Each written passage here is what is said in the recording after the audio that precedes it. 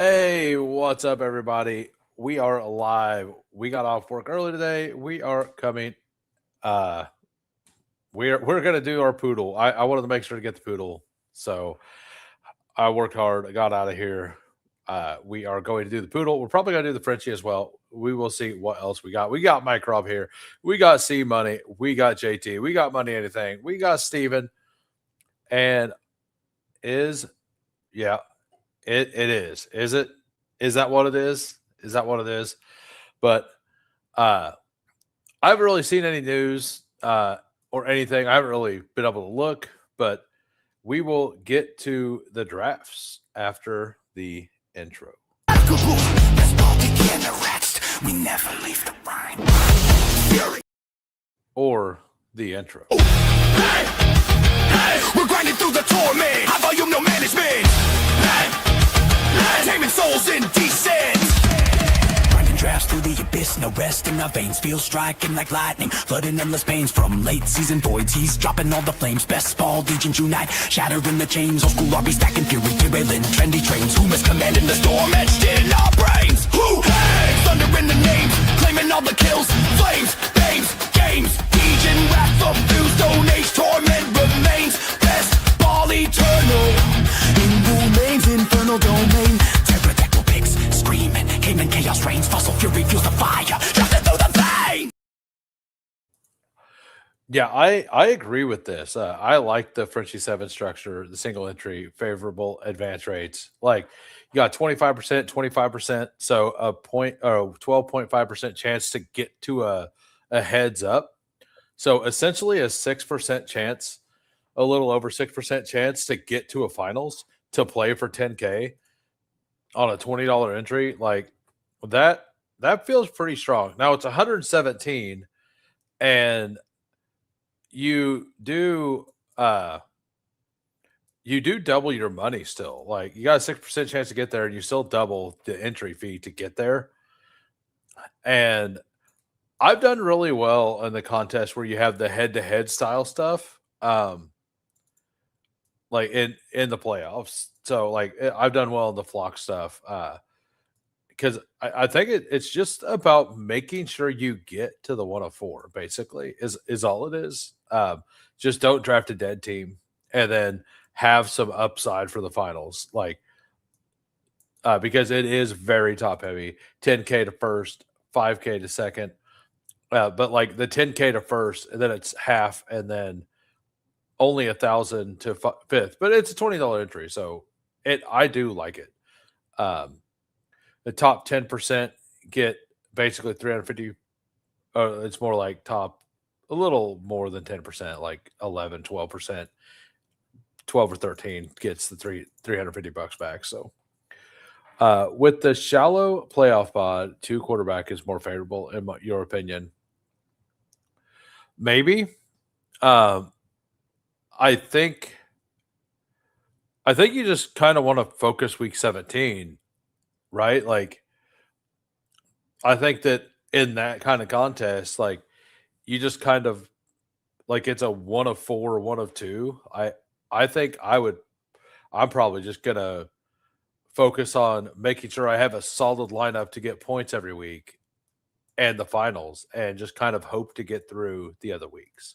Not really look at it that much, but not disrespect playoff correlation at all. Like, but the week 16 playoff correlation, I think you can disrespect in that tournament.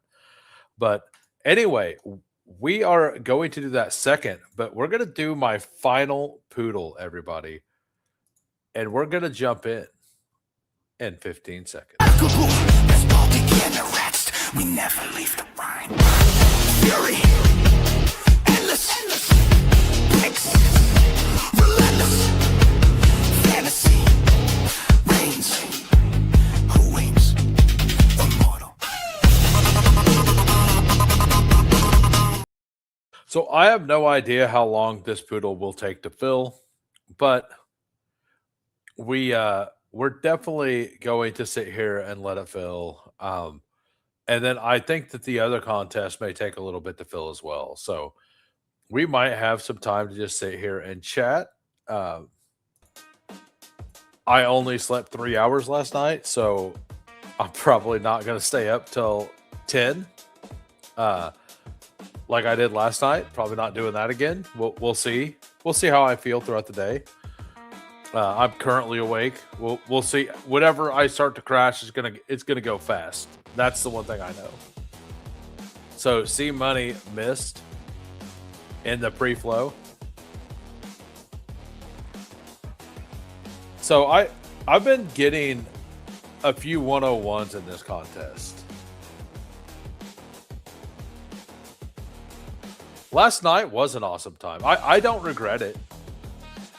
The thing is that when I laid down to go to sleep, I think the blue monster got to me.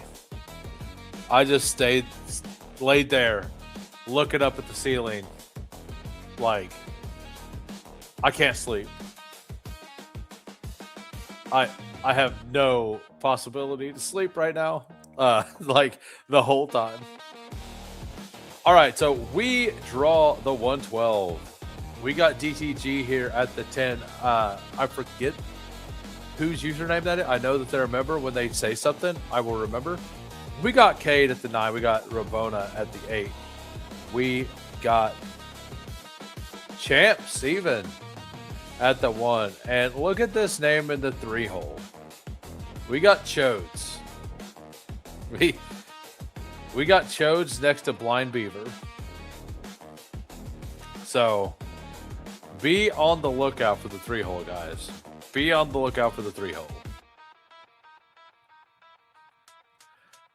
What a name. What a name is all I'm going to say. The Chosen one. Yeah, I just, if they end up winning like that, like, I don't know about you guys, but 2 years ago, I was definitely rooting for Fast Farts to pull it out. You know, I think they got 3rd in BBM, but they went in with the chance in the last game. I was really hoping Fast Farts would pull it out. Just so Josh Norris would have to, like, I'm sure he wouldn't care, but it would have been great for congratulations to Fast Farts on winning Bestball Mania. You know, that would have just been great. And like the name like Chodes would be the same way. So, how's everybody doing? You guys heading out later? You guys gonna party later? What you guys have going on tonight? Or are you just gonna chill here for a bit? I am probably, like I said, I am probably going to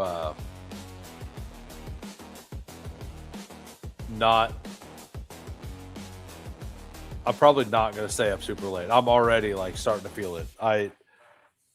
But if things go well, things go well. So we're going to do the thing that we've been talking about. We're going to take Bowers.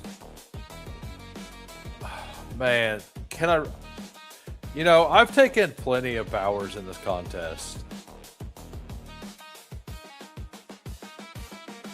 I did say I was going to do this. I want a Bowers Hampton team. So I don't have a Bowers Hampton team anywhere.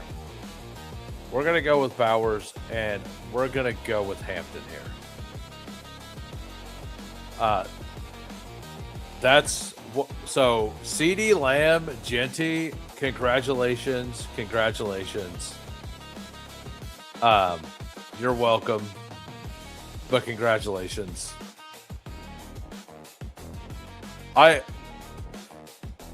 One reason I've wanted to do the Bowers thing is so I take less Genty. I've told you, I'm probably not going to do the Genty Bowers thing together all season. I don't see in a smaller field, in something like the Frenchie, I think it'd be fine. But in something with the larger finals, I don't like it.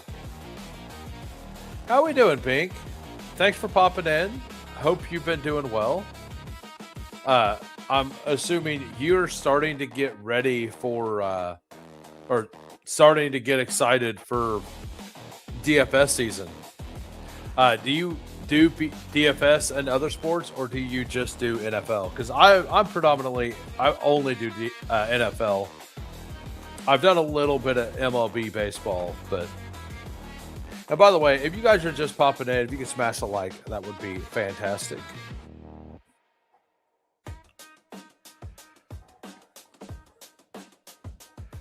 I don't know. Yeah. I'm not feeling that music tonight. I don't know why, but I'm not feeling that one. So we'll change it up.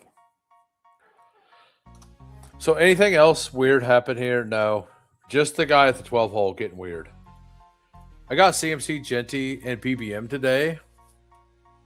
That's awesome. I've been well, and yeah, I'm almost about ready to crank up your drafts. Nice. I'm hoping they put a small dollar tournament out here pretty soon. I want another Superflex is what I want. You do MLB and NBA, but no, not near as much as NFL. Yeah, I mean NFL is king, right? NFL is king. We all know that. So I've not got the Genty fall. Anytime I've not taken Genty, I've not gotten the fall. I wonder if we get a puppy but Superflex. And a puppy. Like I could see both of them dropping next week. Although I do think it was 4th of July week last year that let me take Higgins and see what the solver says. So take Higgins. And actually really likes Igbuka. You know, I don't take much Igbuka. Let's just do an Igbuka team here. I don't want 0. I don't like the pick. Let's just do it here. Yeah, I don't know how many. I would like to max it, but I don't think my bankroll is going to allow me to max it. So I'm probably going to do 75 or 100 or something. It all depends on what happens and everything. You got some catching up to do. Because my main goal is to max the DK main right now. And then I want to keep up the underdog content, you know, because underdog content generally does better than the other sites. So I want to keep the underdog content up. And I would like a smaller dollar thing to throw drafts at, basically. And I kind of want to do eliminators, not with the crew. Like, I don't mind doing eliminators with you guys, you know, but if you guys are using the same, if you guys are members and you're using the sheet that I'm using to help decide like tie breaks and stuff, like, I think that that's an edge I can have on the eliminator pod and you guys as well if we're not drafting against each other, right? So I will draft some on stream for sure, but I'm probably going to do most of those off stream as well. I'm doing that next. Hopefully it's not full. How we doing, Frankie? Everybody get on the Who train. Sup, dog? Does Underdog let you create your own contests like DraftKings? I don't think so. I've never been interested in doing that, so I don't know.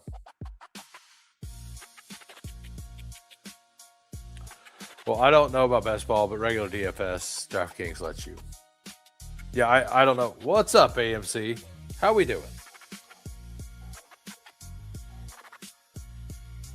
So, yeah, this is one of my only shares of Igbuka, by the way.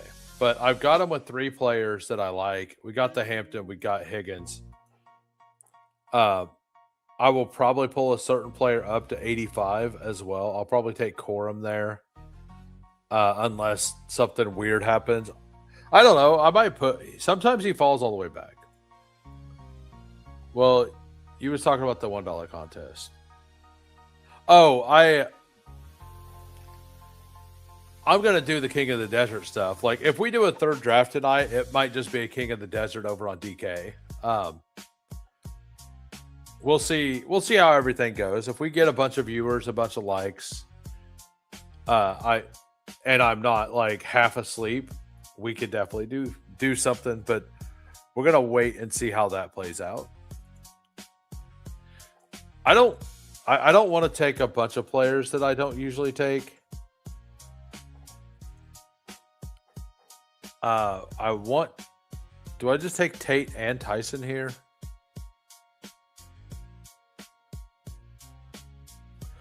Man, this turn is pretty gross. We're going to take Tyson first since it likes that. And that pushed Tate up. It loves Harrison. But I'm going to go ahead and just take Tate here. Hope to get a running back on the way back. I'm not that worried about getting Joe Burrow. All of these quarterbacks are late stacks. So I should be able to push and get like double RB here. I actually really like the 11 hole in a lot of drafts. Yeah, I'm at 24% Jaden Daniels in the DK main, I think, right now after 40 drafts. Something like that. So on DK, he's fallen to the 7th round for some reason. Like I don't understand it. It doesn't make any sense. I don't know. I don't know, but if he's in the 7th round, I'm gonna end up with 50%. And if he gets hurt again, I still think it's a good bet. Like, you know, I don't see very many situations where he doesn't pay off a 7th round price, you know. So I'm just gonna and because of that, I've got him mid 7th, all the way to 78. I've got him 78 more than once, 76 to 77, 78. I've seen him fall there over on DK, even on the DK main too. Not just the $1. On the $1 ones, I've seen it a bunch, but that's the $1. On the DK main, I've seen it a couple different times where he's fallen into the middle of the 7th round. And I do have one team like that, and feels pretty good. I've seen it enough that I'm actually starting to push him around this corner unless I have Terry. If I have Terry, I don't. But if I'll just take him with nobody else. I actually have a draft from the 1 spot on DK where it was Gibbs. I can't remember what my 2-3 turn was. I think it was Rashee Rice and Jeremiah Love. And then it was Terry McLaurin and another receiver, but then BTJ and Jaden Daniels fell here. And then Mahomes fell back to me over here. So it's a Jaden Daniels here with BTJ with Gibbs and Mahomes at 97 with Rice. So that team feels fun. That team feels like a lot of fun. And that's in the DK main. So stuff like that is happening, just so you guys know. That could actually be the team. Wide receiver position as a whole should be better this year. Maybe. All right. So it likes Mahomes here a lot. By the way, if you're new and you haven't seen me draft with this tool, the stars are high on the position you haven't drafted because it's waiting the whole season. So since it's waiting the whole season and I don't have a quarterback, obviously they're going to have good rankings, like decent rankings, because this number in green is how many points they're supposed to add to your roster. And it's basically saying that, and the way it looks, and as he was saying on the stream 2 nights ago, see how it's plus 298 for both of them? It's basically saying round 8 quarterback equals 298 points on average. And then it takes that 298 points, I believe, and balances it out over like the strength of schedule throughout the entire season. And then that's when it gives you the stars for floor versus ceiling and stuff, and like what players are better combinations. I like wide receiver late in a draft. I haven't in years past. I honestly think most styles of builds feel good this year. Little more like I don't. So there's a couple things about the wide receivers. Like number one, it's the cheapest we've ever had round 1 rookie receivers, or over the last since the Jamar Chase year, right? Number 2, the league seems to be going to 12 personnel, which means that these elite receivers, like the ones we know are going to be on the field, are probably way more valuable because the slot receivers, like the slot only receivers, are probably going to be on the field a lot less if we're seeing a lot more 12 personnel, right? Which just means less targets, and that means less teams are going to have 3 functional receivers. So I think that you kind of need to look at the team and what that team's might do.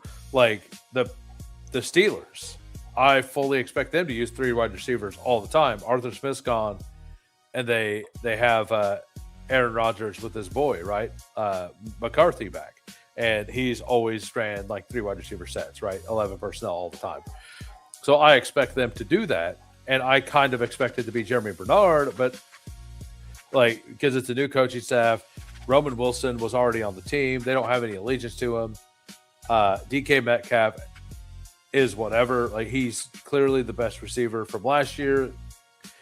They traded for Pittman, which means they're probably going to use him, and they drafted Bernard. So I kind of like all 3 of those guys. I feel like wide receiver floors will be higher across the board, if that makes sense. So I think it all depends on how much 12 personnel really, does the league really use, right? Because it's a pretty big deal. Like, it's a pretty big change if all that stuff happens. Now, I'm going to take Baker, I think. Or do I take Harvey or Bo Nix? I might just take 2. But, man, it likes Jonathan Brooks. Yeah, I agree with this. I think Pittman's the receiver you want there. Do I just take both of them? Probably not, because they're bye week 10s.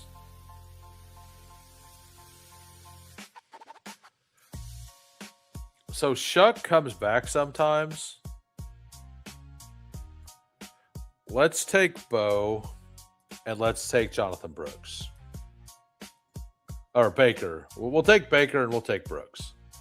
So for the audio listeners, we have a 1-4-4-1 right now. We have Baker Mayfield. We have Hampton, Harvey, Rico, Brooks. We have Higgins, Egbuka, Tyson, Tate. So if Shuck doesn't make it back, we have the Cam Ward backup, right?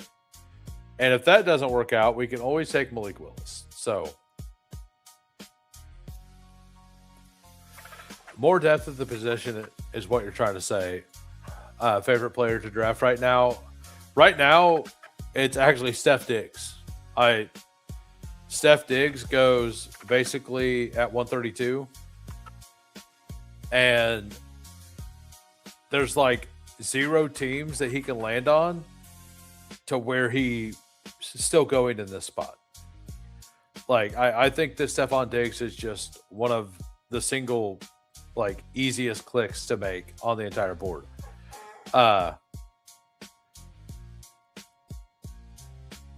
AFC loves Diggs. I'm at 20% ish on all sites right now on Diggs. I like the Scatabo price, but I'm also a Scatabro. I will say the Nagy stuff worries me a little bit, but Jim or John Harbaugh bringing over Patrick Ricard like is pretty big for the run game stuff. Jackson Dart has been coming out saying that they're going to run the ball and just run the ball and run the ball.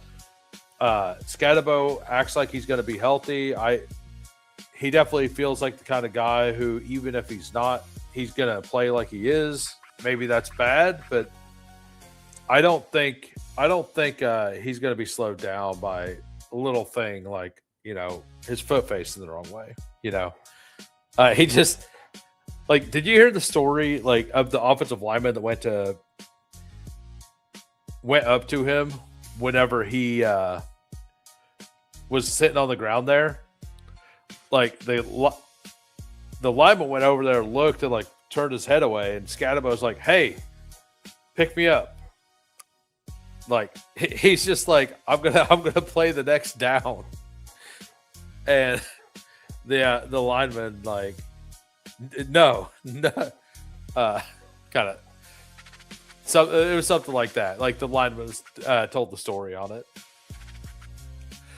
Jeremiah Love is an insane talent, absolute insane talent. If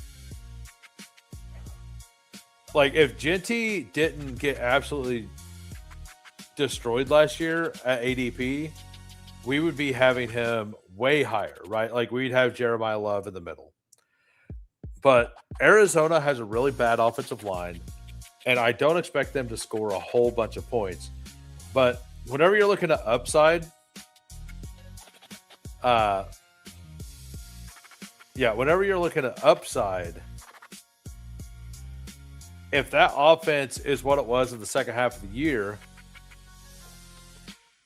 but they're using an RB instead of just passing as well, like he could be a really good pick. I'm kind of at weight on him, I think. Like I don't want to get overweight because I don't trust the team that he's on. Rookie running backs have been, but not like. When's the last time the early RB was? Arizona, bad team, but going to produce fantasy points. I'm not positive how many fantasy points they're really going to produce. So I'm definitely taking Cam Ward here.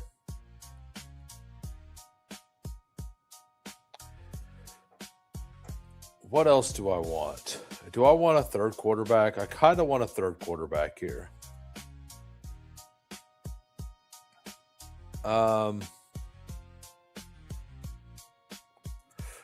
But let's go with Shakir to give us some floor with the two rookie receivers. Shakir is a good pick. I know it's an ugly pick, but for a team like this with the two rookies, I do like it. Yeah, so I think that's about right. Like 7 to 8, something like that. Yeah, it's the rookie running backs that, well, like last year we just had a bad year, right? Like Scatabo was going to smash, but he got hurt. And speaking of garbage time points, like the fact that they drafted Jeremiah Love to me kind of screams that they're going to try to slow down games a little bit and not throw the ball 40 sometimes, And if they're not throwing the ball 40 sometimes, like they're going to just have less points, right? Burden, my favorite garbage time. Nice. Oh, Nate Burleson. Nate, okay. I was like, Nate Burden. The best garbage time wide receiver in NFL history is Dwayne Bowe. Like that man scored, it was like 14 touchdowns in just fourth quarters that one year. I think he had 16 touchdowns on the season, and like almost every one of them was in the fourth quarter. It was some wild stuff. It was basically what Trey McBride done last year, right?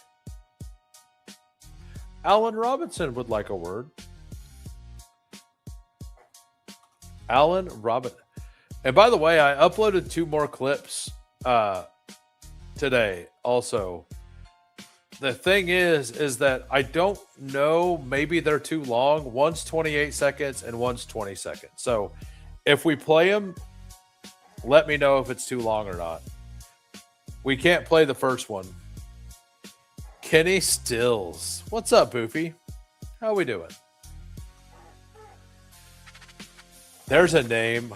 The old New Orleans Saints, right? Yeah. Come on, who? Don't remind us. KC fans on Bo. I'll never forget.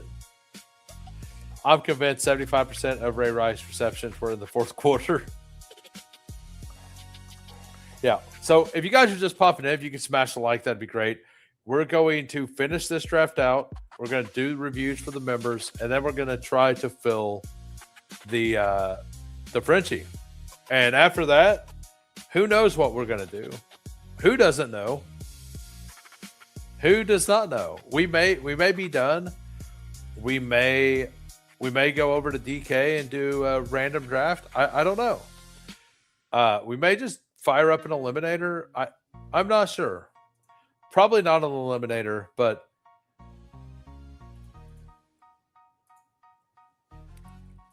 I don't know if it's just me, but I'm not feeling the music tonight. I'm not feeling the music.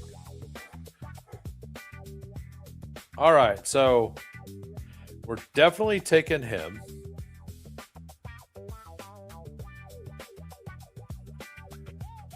Do we take, like, he's the definite one. You know, I don't ever take Sharbs.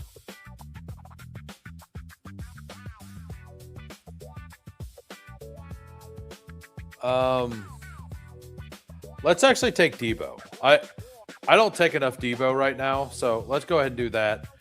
Another guy to help get these 2 rookies along.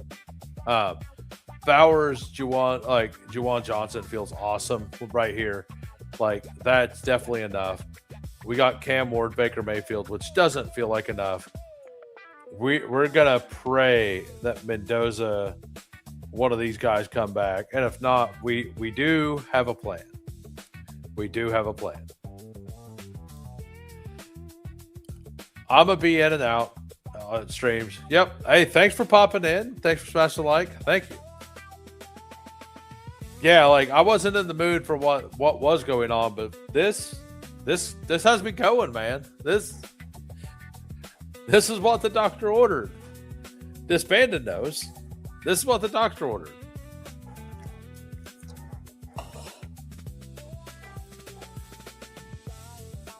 Yeah, so yeah, I'm not that high on Tebow. I'm around the field, but I do think he's a really good pick. I was going to take Flournoy 8 picks early. It simply wasn't early enough. Did you take Naked Dak or something? Yeah.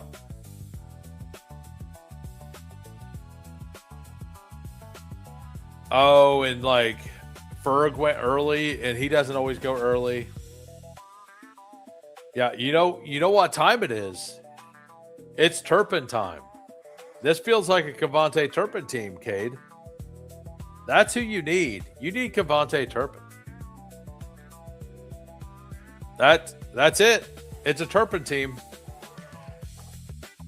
Or it could be a Jaden Blue team if you want to get really gross. I don't know how gross you want to get, but you could always go to Jaden Blue. I've done it. I done it yesterday on stream. Woof. Yeah. Yeah. Slurping the Turpin. Hell yeah. I just want to say the Turpin pick, it didn't feel great, but it did work out. He had a, like, I mean, let's go look at the FanSpeak guide again and put in Turpin. And I believe he had 2 pretty okay weeks. Because he had a good week 17. Oh, is he not on it? Uh-oh. Uh-oh. We'll go to player profiler. Look at me throwing out names. Yeah.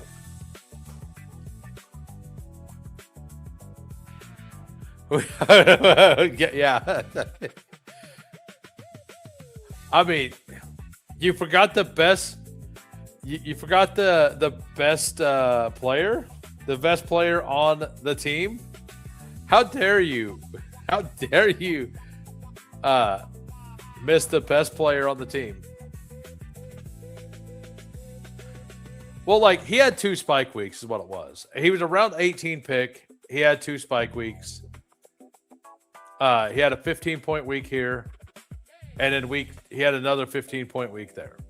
So, like, for a round 18 pick, he had another 7-point week, which doesn't really do anything. He had a couple, like, bottom end usable style weeks, but he had a couple, like, spike weekish games. But he also was hurt most of the season. They're about 40 to 50. Me and Bruni had missed to get cut down. No, I fully understand. I actually thought his so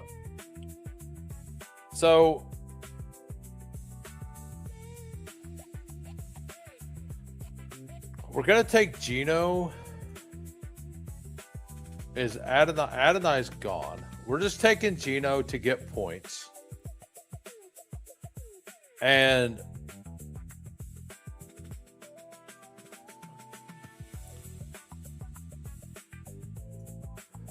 I feel pretty okay about these wide receivers right now.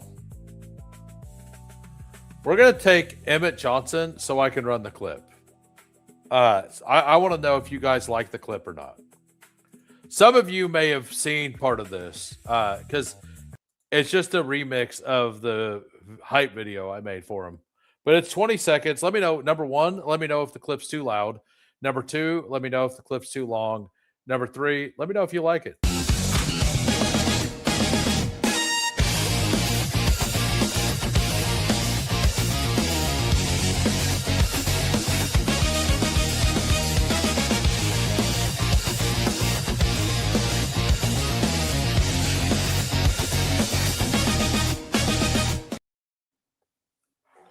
I cut it like just barely short. Like the part I wanted to use was like 38 seconds. I'm like, I think that's too long.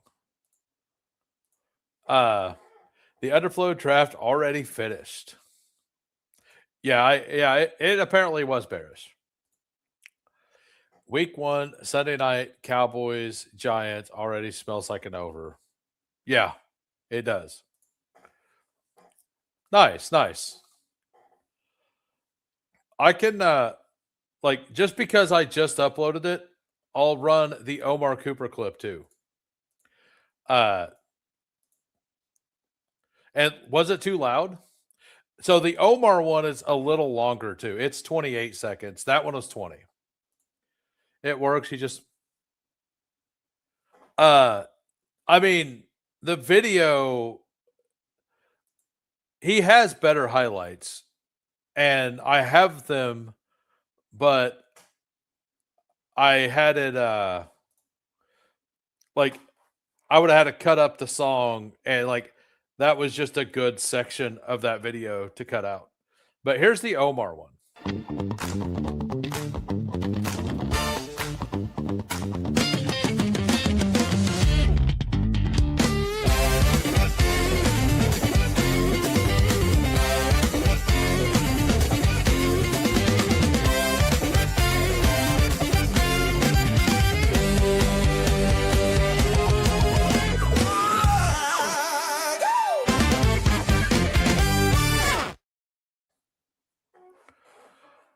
Yeah. Do the chat poll? Yes, they do. They do. Emmett one should have his name on it. I mean, I have a full video of both of them. Which they both got demonetized, but like the trend, like, yeah, the full video does look better though. I don't have a Claymore. I stopped making the rookie ones because whenever I posted the highlight videos, they all got demonetized or copyrights on them, so I just stopped doing it. So I just feel like a real jive turkey. Nice. That's a good thing, right? That's a good thing, right? I think that's fine. I think I do want another running back. Let's go with Jordan James, though. I need to get some Jordan James.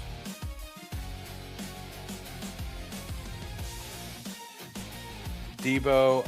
I think I want an upside swing with this last pick. We'll go Surratt. You don't think so? Why not? I have so little Cam Ward, but not intentionally. It feels like I'm just never in a position to take him.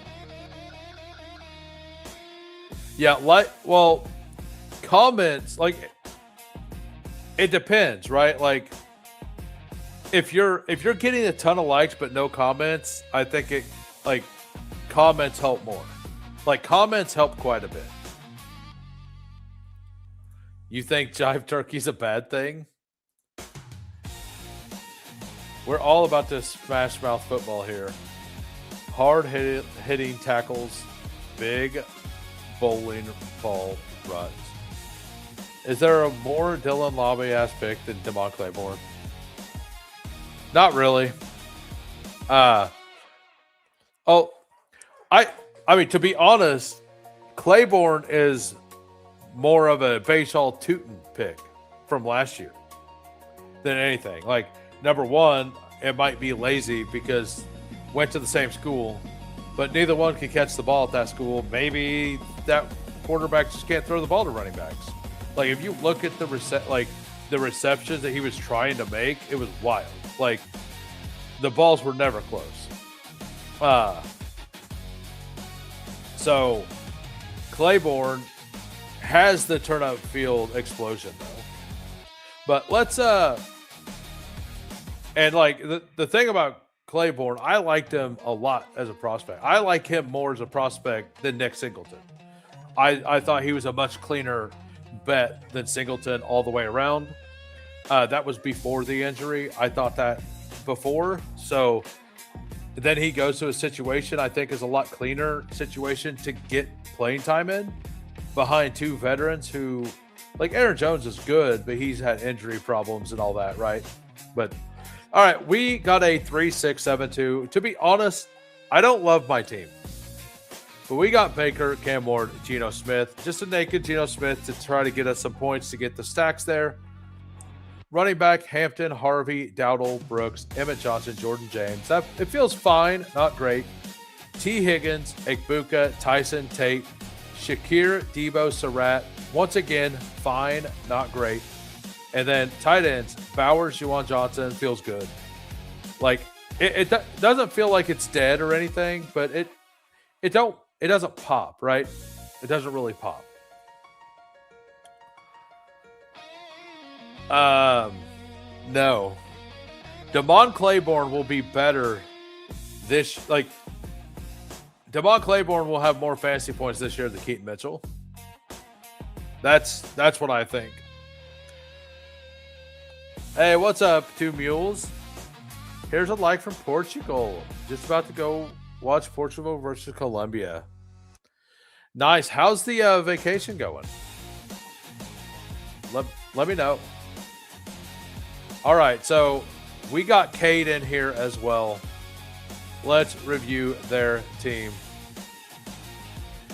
We got a 2-6-7-3. We got Lamar, Dak Prescott, Devon Achane, Jadarian Price, J.K. Dobbins, Chris Rodriguez. That's very strong. I don't like the Price pick, but I think it's fine.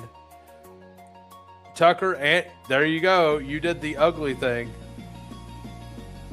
Wide receiver, Justin Jefferson, Zay Flowers, Garrett Wilson, Godwin, Boston, Naylor, Lane.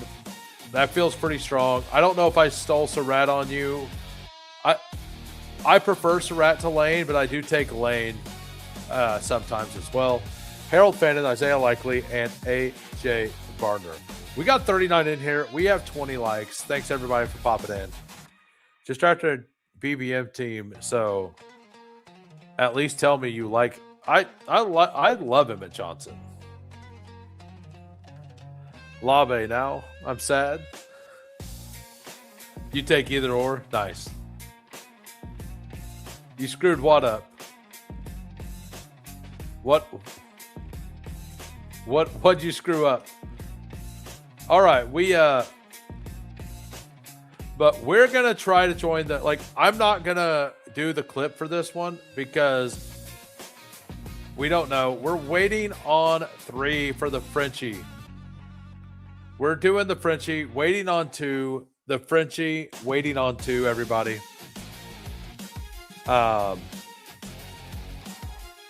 What is the timestamp for this draft? It'll be, we'll just say 50 minutes. It'll be close to that. Waiting on 1 for the Frenchie single entry. The food alone is worth it. We eat crap food in North America. I like Emmett Johnson this year too. Kenneth Walker, usually good to miss 4 games a season. Should have a couple spike weeks. So another thing about Emmett Johnson, and Kenneth Walker, like Kenneth Walker's never been given the entire load, right? He's been hurt before, and the Seahawks wanted to keep him healthy. If Kansas City doesn't do that, we may see it get hurt. May see him get hurt. So this is a single entry. I'm going to take Bijan over Gibbs.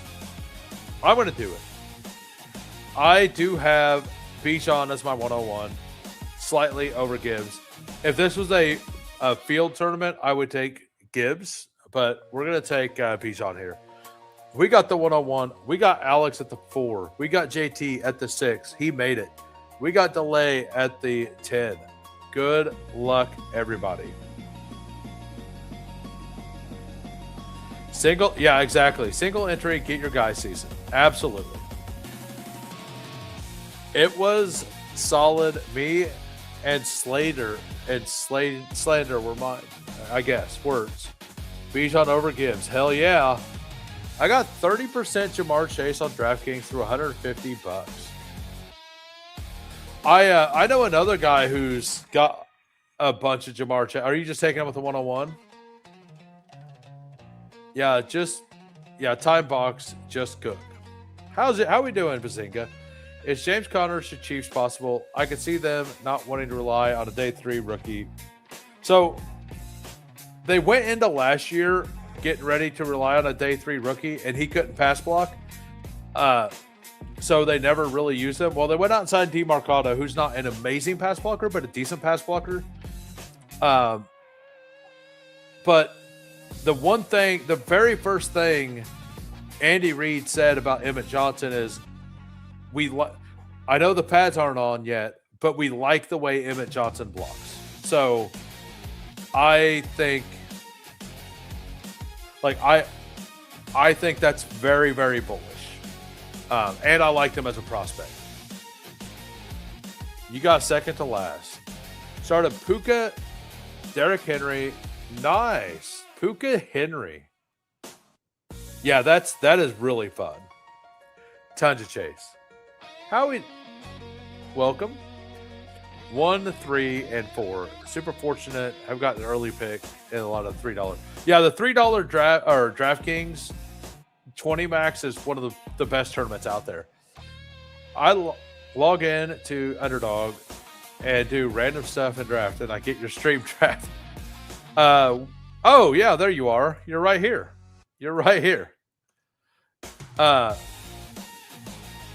Don't take all. I'm taking all my guys. I don't know who your guys are, but I'm going to take all of my guys. If your guys are scat and chig, they're cooked. Absolutely. You better take him now. Fair. I forgot they got Demarcado too. Yeah. So like, I think that they're fine. Like with what they have. I think they want to lean in on Emmett, but if they don't,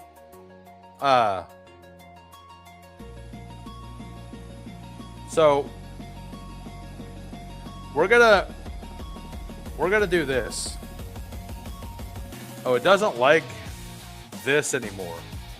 You know, what's ADP say? I'm doing it anyway. I'm getting my guys. I like Olave a lot this season. Thank you. I forgot that this song does play louder than the other ones. My bad. If it ever is, just say something. I will turn it down. Let me know if that's better.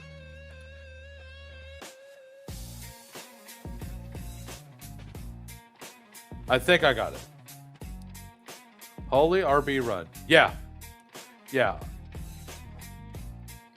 They're running Hero RB with Kenneth Walker and then bulked up with Emmett Johnson and Demarcado. Well, Emmett Johnson's not big.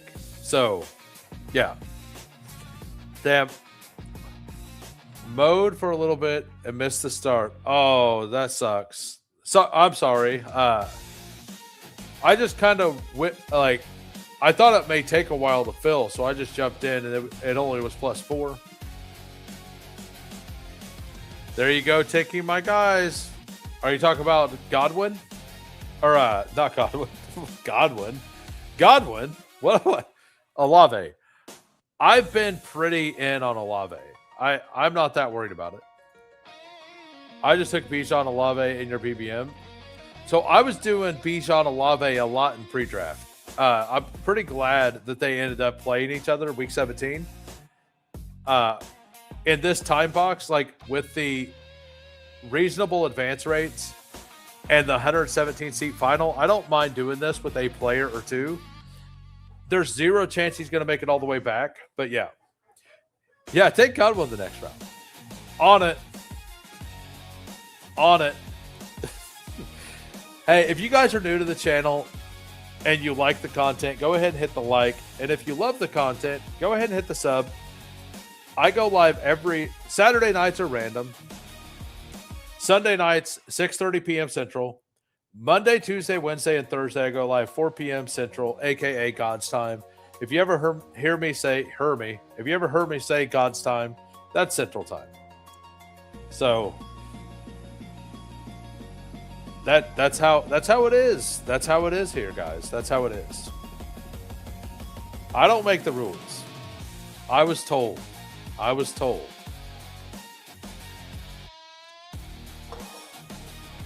All right, so JT here.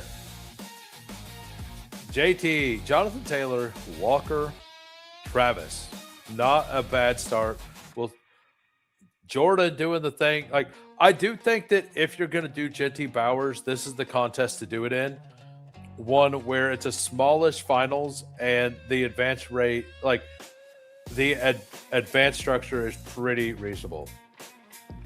In your Frenchie 7, I grab my guys who fell to me around their ADP. Yeah, so like I'm not gonna do any more pull-ups, but I can't do a pull-up, so there's that. But I don't think like I'm fine with just this one. Like I just wanted that here. I'm not a huge fan of Pickens. I don't love the McBride thing. Pulling Flowers up makes less sense than Olave on this team because of Bijan. So, I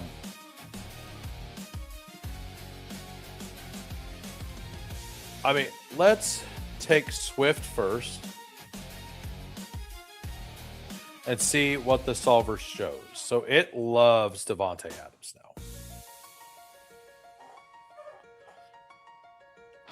It also loves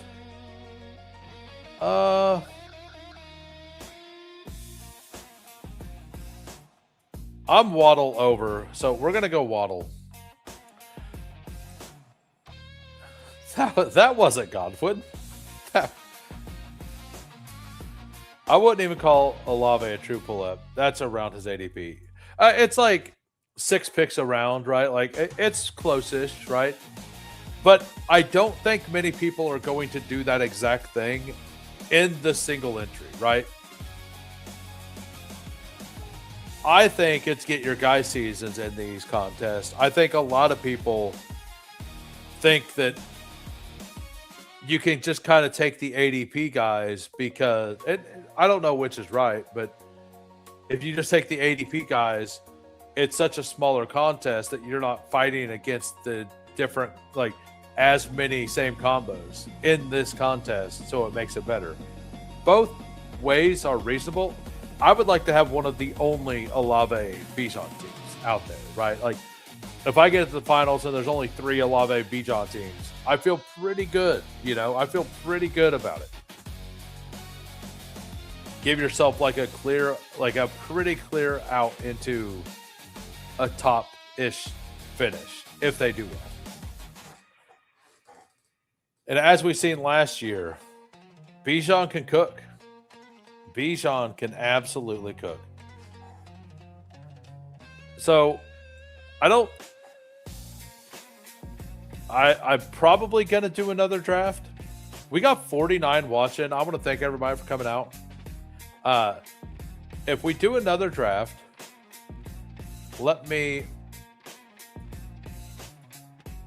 do a poll here. So if we do another draft, an Elim, a DK draft, or a drafters draft. So 1 for Eliminator, 2 for DraftKings, 3 for drafters. Listen to this, man. Are you going to have a portfolio advancement day during the season? Yeah. I did it last year on Mondays without the Monday night game in. I would look at it. But I looked at it when I looked at my DFS stuff too. Because I did a lot of DFS. Like I did like about 100 to 150 lineups last year every week on Underdog. And I went over those and I kind of went like when it mattered, I kind of looked at my portfolio stuff.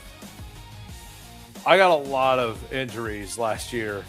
And if you go to the data views or whatever, it said I was in the 74 percentile in injuries.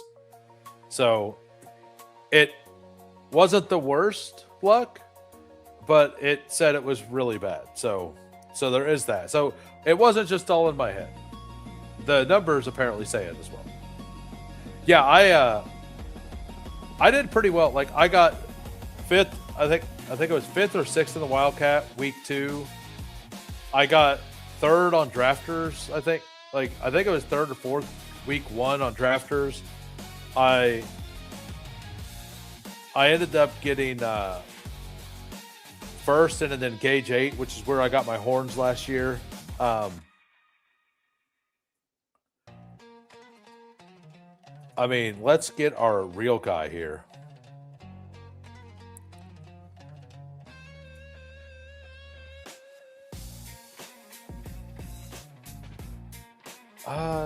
Do I just take Herbert? I almost just went QJ and Herbert.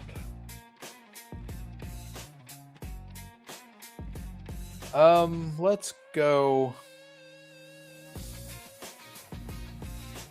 Yeah, we're just taking Tucker Kraft. We're getting our guys.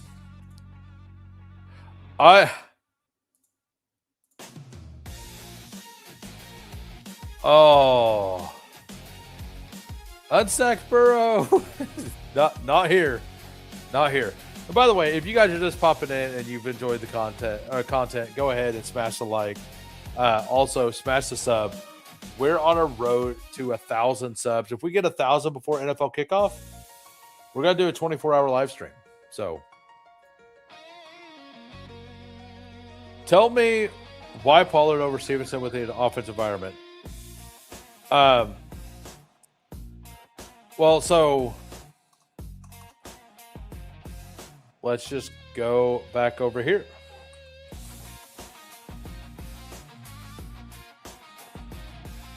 All right, so like the beginning of last season, they had a horrible offensive line. Like Callahan had never coached offensive line, and he was their offensive line coach. And about the time he got fired, look at what Tony Pollard did down the stretch. Like that offensive line started doing okay. And he really started to heat up after the coach got fired, right? Like, it wasn't just the head coach that got fired. The head coach's... Yeah, he hired his dad to coach offensive line, is what it was. It was father-son one way or the other. And the guy coached the offensive line, like, it was supposed to be a decent offensive line going into the season. That's why I was pretty bullish on him. But, like, you look at this, and you got a 13, 13, 23... 12, 15, 18. And then we got Stevenson. And there are other reasons on top of this, but like we got a 24, a 16, a 9, a 2, a 15. So it's pretty comparable, honestly. The difference is Tajay Spears versus Travion Henderson. And Drake May got a weapon this year. And if I think they're going to pass a little more. And I think that the Tennessee Titans offense will elevate a higher percentage, right? Like, I'm not saying they're going to be better. And I'm not saying that New England's offense won't be better either. But if you're advancing from, like, I don't know what, I'm just going to make up numbers here. If you scored 24 points a game last year and you get to 25, that's a lower percentage of points than going from 18 to 19, right? So I think that Tennessee's offense raises by more is one thing, and I think he has less competition. And I think that, like, you look at what they done last year, and it, like, down the stretch, Tony Pollard absolutely could. Like, he was actually good. So I'm like, Tony Pollard, I think, is my number one drafted RB right now. I could see Travion making a Jahmyr Gibbs type leap year two. Yeah, I'm actually in on Ramondre. I really am, but I can also see this. Like, there's definitely fear factor in those picks, right? Like, definitely a fear factor. I just needed you to rationalize it for me. Yeah, that's why. Like, I think they're kind of close to being the same pick. One is a better offensive environment with more competition, and the other one is an offense that did improve down the stretch.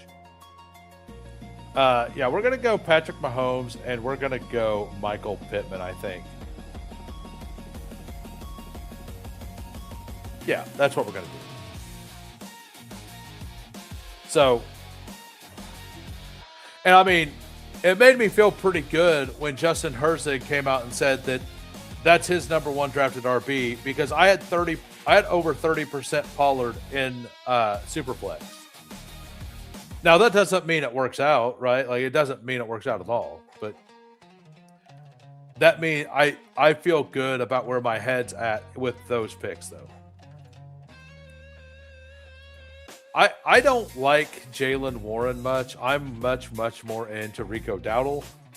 I do click Jaylen Warren some just because I could be wrong.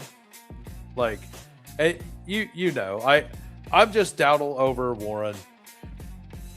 And a lot of people are very much on the other side of that.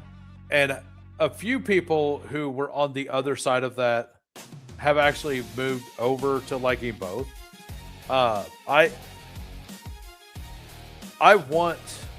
I think I need more Warren than I have. I do agree. I think the RB in Pittsburgh is just going to be valued. So Warren on DK. I think that's false narrative. And like the receiving stuff, Rico, yeah, his yards per route run isn't near what Warren's is. But whenever it comes to catching the ball, like over the last 2 years, they're separated by just a couple receptions. And between Rico and Jalen Warren. And Aaron Rodgers throws the ball to running backs. And he threw 70 balls to a running back. Like one running back on that team caught 70-some balls. And it wasn't Jalen Warren. What's to make people think that Rico can't come in and get even pass workload with him, especially being a McCarthy guy already. I have a big board team with an 87% projected advance with Pollard in the 120s, JCM in the 150s. Well, whenever JCM gets nuked, that'll change to 80%. I'm still a Katron Allen guy. Katron Allen was the single name I was pointing out would be a big problem for Bill if he went to the Commanders. And that's exactly what happened. So I really think Katron Allen profiles to be really a real big problem for him. That's just what I think. We got 55 watching. Thanks everybody for popping in. We got 25 likes. We definitely need more than 25 likes to get another draft. I will say that.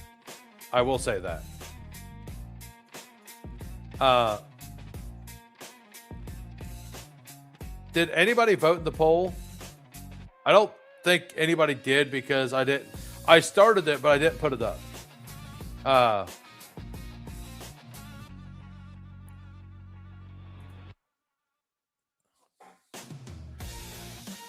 Bill still has the explosive. Yeah, he does. I'm taking shots on both JC. I like JCM. I like White a lot more. But I understand the JCM stuff, and I will take JCM every single time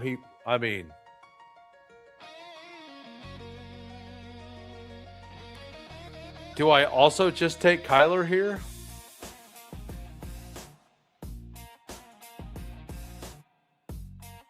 I mean, what do I do? Do I take the double stack for Kansas City?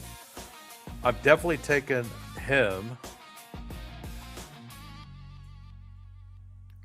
I think I just stop at tight end here, right? Yeah, I think I just take Kelsey and stop at tight end. So for the audio listeners, we got a 2-3-4-2. We got Mahomes. We got Shuck. We got Bijan, Swift, Pollard, Rashee Rice, Olave, Waddle, Pittman, and then Tucker Kraft, Travis Kelsey. This feels pretty strong, to be honest. I really do like this team. We'll see how it comes together at the next turn. Are you willing to review a BBM team I just drafted? If you join my Discord and post it in the completed underdog drafts, people talk about, they review the teams all the time. And number two, reviews are I'll give my input on there most likely. I admit, sometimes a lot of them get posted and I miss a couple, but I'll look at it after the stream. But on stream, only members get reviews, and it's only drafts that are I can't just have people just giving me drafts to review, at random. But I could give you I could definitely give you some insight afterwards if you join the Discord and post it in there. It's a free Discord to join too. It doesn't really stay rowdy either. I try to keep it pretty level-headed in there.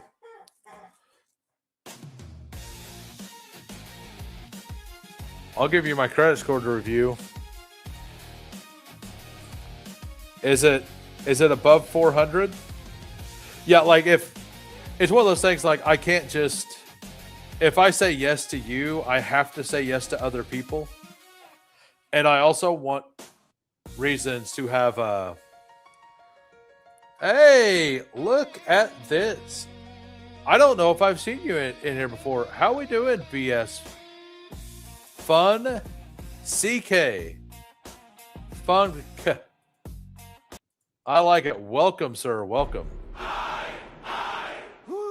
Welcome to the Who Crew.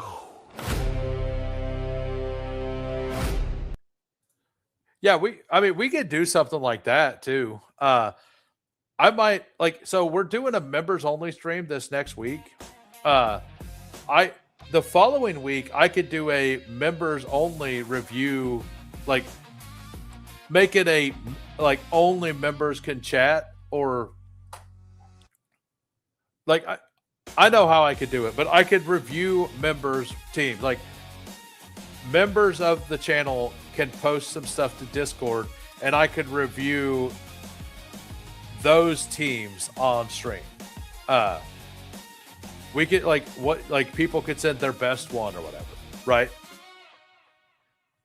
All right, so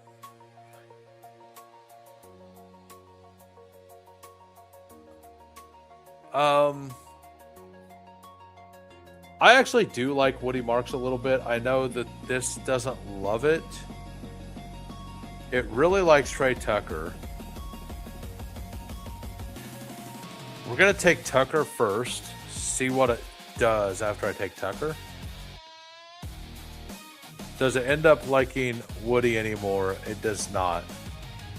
But it does start to like him a lot more.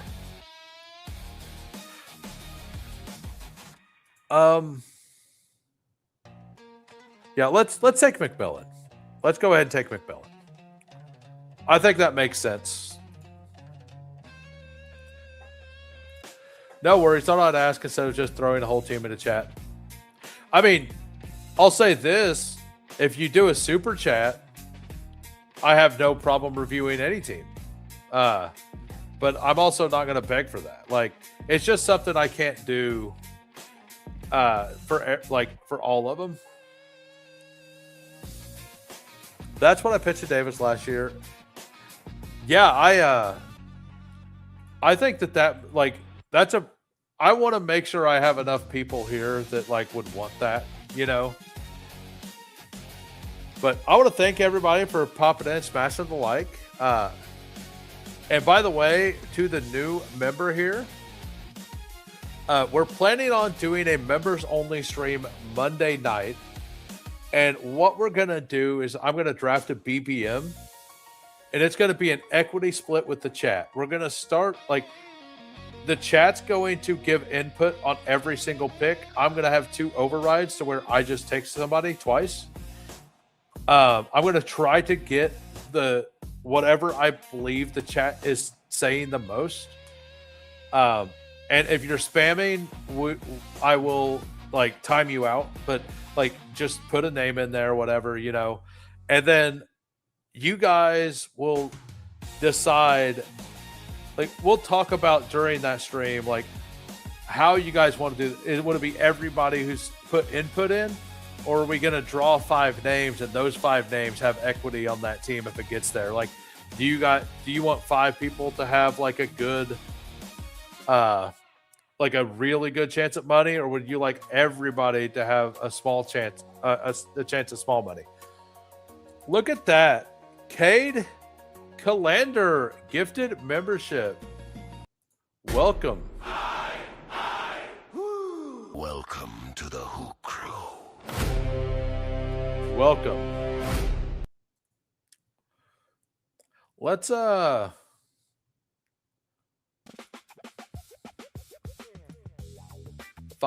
names. I think the 5 names thing makes the most sense, but you're not. Disbanded's not even a member, and he's getting like. That's why we're gonna wait to do that during that stream.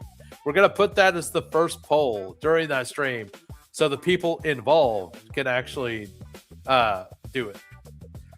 And we could make it to where we wait until after the whole thing's done, and then everybody can decide. I'd imagine it could get pretty chaotic if the entire chat plus split would be impossible to determine. Right, like, but it, like, YouTube logs all the chat no matter what. So I could, like, I would know who was in there, right?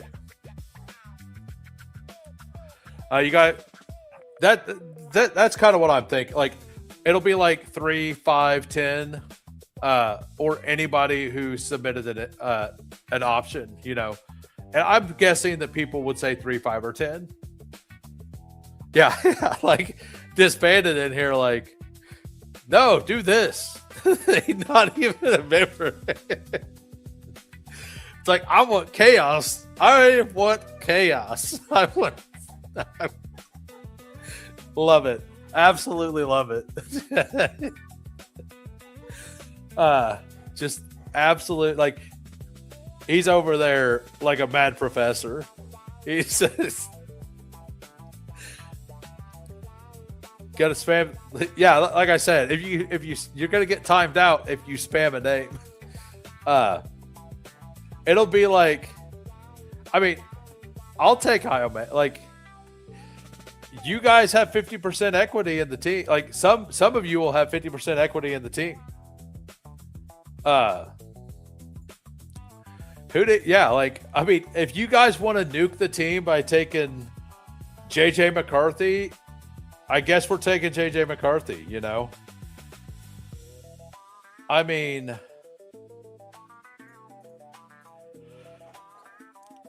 this is too late for Bryce Young, right? Where are we at?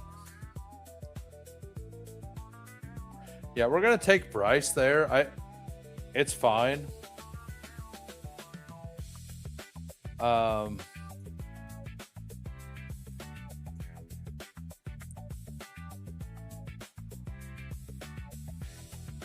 Let's take Sadiq too. Screw it. Let's just be strong at tight end.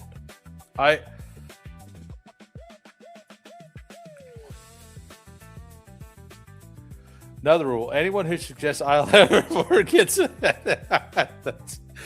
that's who. We're not going to call them vetoes. I'm going to call them overrides because, well, branding, right? Like, yeah. But like, it's different because it's not like, it's a different thing as well, right? I'm only going to do it if it's something that, like, if it's just a player I don't like and you guys like. The only time I'm going to do it is going to be structural reasons. Like, if I fully believe we need to take a certain position at a certain spot, that's when I will do it. Like, other than that, I'll let the chat decide. Overrides for the Overlord.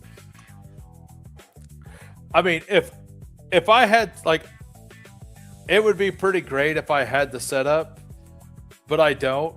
Get like a little gavel and an old Parliament hat. What were those called? Were they called what were they called? Hair, like, what were those fancy wigs that they ear something? I forget what it was called.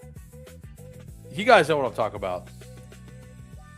I vote for a 3663 build in this Frenchie. Powdered wig. No, it was. Well, it was like the wigs with the white. They had a specific name for them. I can't remember the name for them. So let's look at. We got a 3363 here.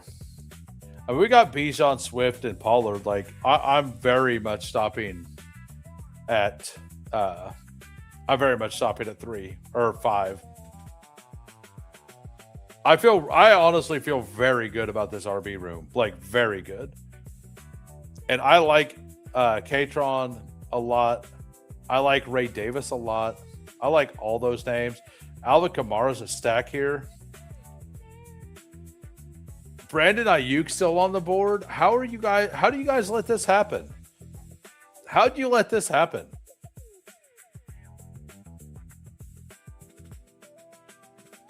So, but yeah, that's the plan for the members only draft. We've got a lot of members right now, so I don't know who all will be able to make. I do feel bad that some people won't be able to make it because it's going to be 7. I think I'm going to make it 7:30 p.m. Central Time, aka God's time. So it's later than usual. Perukis, was that the name of him?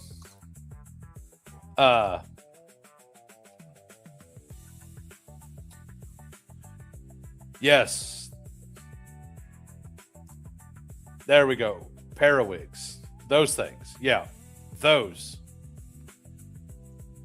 That's what it is. Thanks, Caddy. Thanks, Caddy.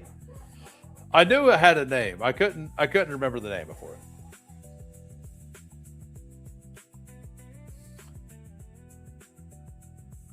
All right, we're definitely taking him.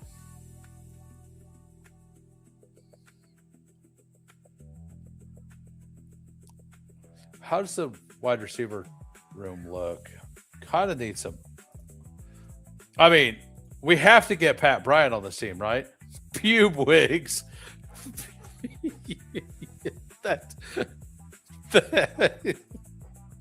Thanks, Disbanded. What happened to the dots? The dots are gone, and pube wigs have entered. No more dots, just pube wigs. Never heard that word in my life. I thought it was called something else, but yeah, that is apparently correct. All right. So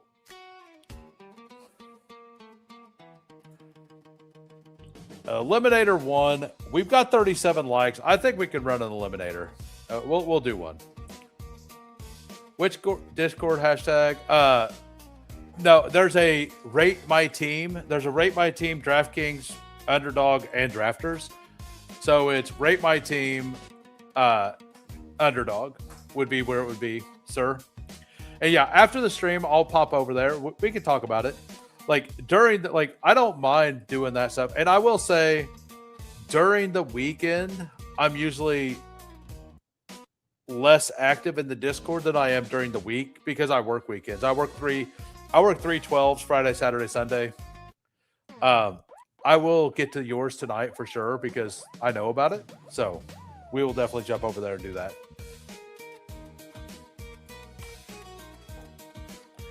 All right, so we got our boy Pat Bryant.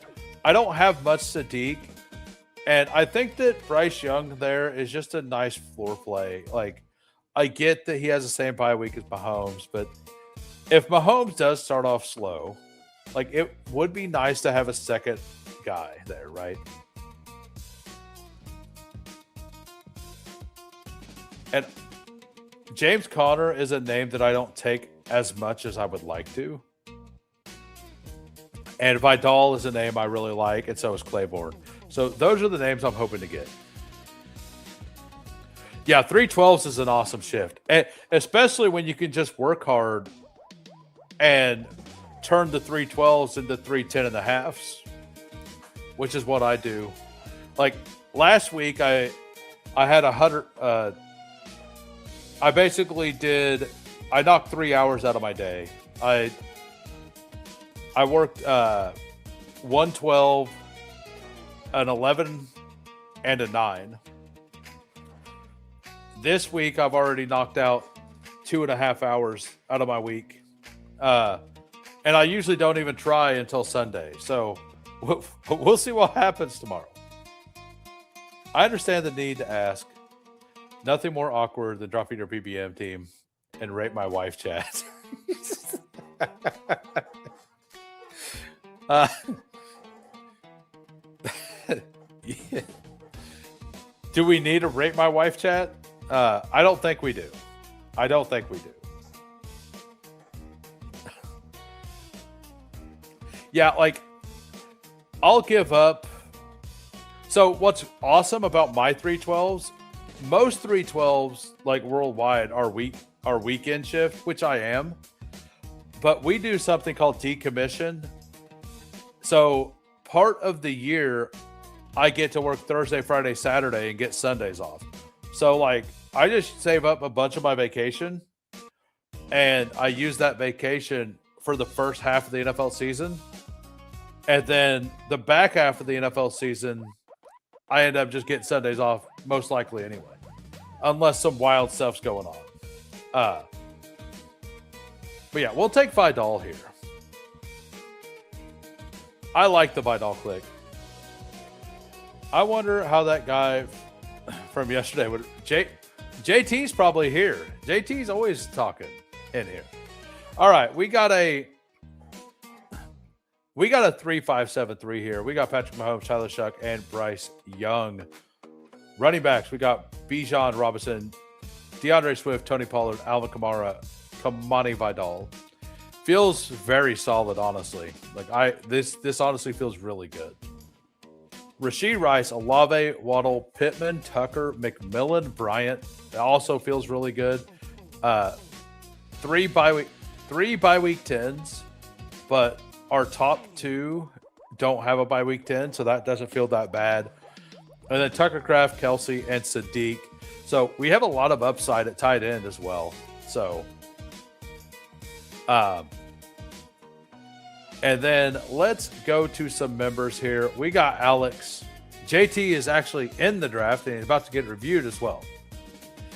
We got a 2-5-9-2. We got Drake May and Brock Purdy. Running backs: Josh Jacobs, Bayshaw Tootin, Jalen Warren, RJ Harvey, Woody Marks. Very serviceable RB room. 2 names I don't love in the middle of it, but like I think that they're very fairly priced. And I think that I almost took Woody, and I think he's a really good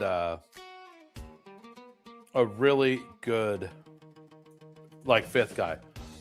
Groovy, I'll review yours after we go through all the YouTube members. I only review YouTube members, but I also review the very first team you're in a draft with me on stream. So I believe this is the first time you've been here, so I will give you a free review. But we will service the members first. But yeah, I like this team quite a bit. Or I like that running back room a lot. I like those quarterbacks. We got Puka, London on a little bit of a fall. London is kind of going up the board a little bit, so that feels decent. Romeo Dobbs at a value. Travis Hunter, Deebo Samuel, Stribling. Calvin Ridley tanked out Elijah Surratt. Double anchor into just a bunch of volume. I like it. And then McBride Kittle. Very solid team by Alex. We got JT. We got a 3-5-7-3 here. We got Bo Nix, Jordan Love, Daniel Jones. Running back, JT stacked up with Daniel Jones, Kenneth Walker, Travis, Cam Scatterbo, J.K. Dobbins. Wide receiver, did you have Love? You do have Love. Christian Watson, Marvin Harrison, Cortland Sutton, Chris Godwin, Stephon Diggs, Troy Franklin, Savion Williams, tight end, Aronde Gadsden, A.J. Barner, Pat Freiermuth. Yeah, that's very solid. I mean, you got Savion, man. What could go wrong? What could go wrong? You got Savion Williams. Like, you know ball. That's all I know. JT knows ball. Winning. Hashtag winning. And then Jordan, the last member. You found you through Pete. Been lurking for a while. Good content. Hey, thanks. Was it from the Best Ball Bash? The very first one this year? Which, by the way, I went back and looked at that Best Ball Bash team. We kind of cooked. We landed like three quarterbacks, And we got T. It was Genty, Walker, Zay Flowers, T. Higgins, and then we got Burrow for the game stack. So we got this is before the schedule. Yeah, this is before the schedule came out. We got Higgins stacked up with Burrow. And then we ended up with Pittman and Cardinal Tate. And we got, I think we got Alec Pierce. No, it was Tyler Warren. We went Tyler Warren and Cardinal Tate. And then we got both of those quarterbacks. And we ended up with Concepcion as a bringback. We ended up with Jeremy Bernard as a bringback. Like it was just pure fire all the way down when the schedule came out. But yeah, all right. So we got Delay's team here. We got a 3-6-7-2. Jaden Daniel, Fernando Mendoza, Geno Smith. Running back, Ashton Genty, Jadarian Price, Jonathan Brooks, Jonah Coleman, Braylon Allen, Damon Claiborne. I mean, Anchor Genty, what could go wrong? I love Anchor Genty. And then you went 6 guys afterwards. Like, Price Brooks feels very fun, honestly. Wide receiver, T. Higgins, Garrett Wilson, Josh Downs, Jordan Addison, Wandell Robinson, Jalen Coker, Omar Cooper, Brock Bowers, Greg Dulcich. Just an absolute solid team there. We got groovy here. We got a 3-5-7-3. We got Jalen Hurts, Jared Goff, and C.J. Stroud. Running back, Jahmyr Gibbs, David Montgomery, Jordan Mason, Brian Robinson, Ray Day. I have a bunch of all of these players except for Mason. I had a bunch of Montgomery. I think he's a good pick. I've just kind of got to where I like the wide receivers in that range more. It's not that I dislike it. I just really like the receivers in that range right now. So I don't like. I like seeing teams with them. Like I need more, honestly. We got Nico Collins, George Pickens, Jameson Williams, Mekhi Lemon, Matthew Golden. 10 picks after ADP. Malik Washington, Chris Brazzle. That's fun. And then Laporta, Chig, Schultz. Yeah, I like it. I take some Washington. I don't ever target it, but he fell a little bit. I think he's perfectly fine to just mix into drafts. I really like this RB room, though. Like, Gibbs, Monty is very strong. And then you have double huge upside here with Brian Robinson and Ray Davis, like contingent upside. I do like the way that that's structured. And these, like, you got Nico Pickens, JMO is really fun, too. Yeah, very well built. Very well built. And you got the huge stack for Goff. Honestly, the only thing it's missing is a single bear, right? If you landed the bear, this team would be absolute fire. But, it's still only 117 person final, so you may not even need it. But, yeah, good draft by him as well. So we're going to jump into Eliminator, everybody. That's what the vote was for. That's what we got. We're going to delete the poll. Oh, man. Hold on.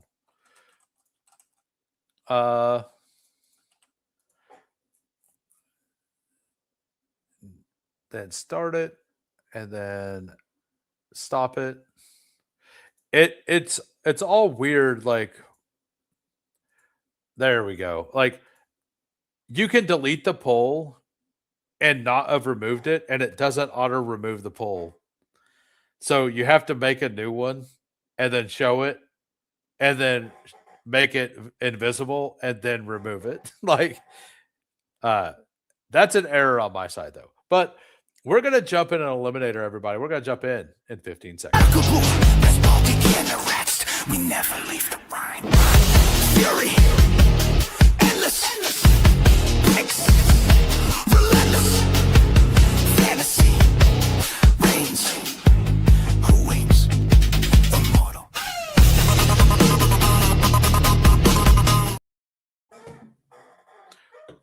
Up. Did I apparently got you guys. I forgot to double check that. My bad. My bad. Damn it, who? Yeah. Hey, I've been up for I'm on 3 hours of sleep. I'll take all the blame. I'm on 3 hours of sleep and I've been up for since 3 a.m. So 17 hours now, which is fine. Let me count.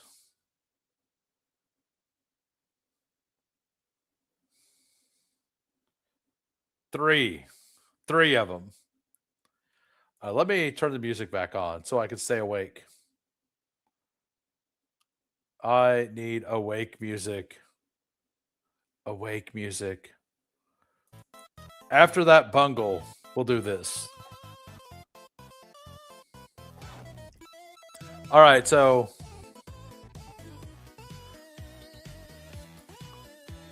yeah, his team was pretty groovy. Nothing more awkward than dropping.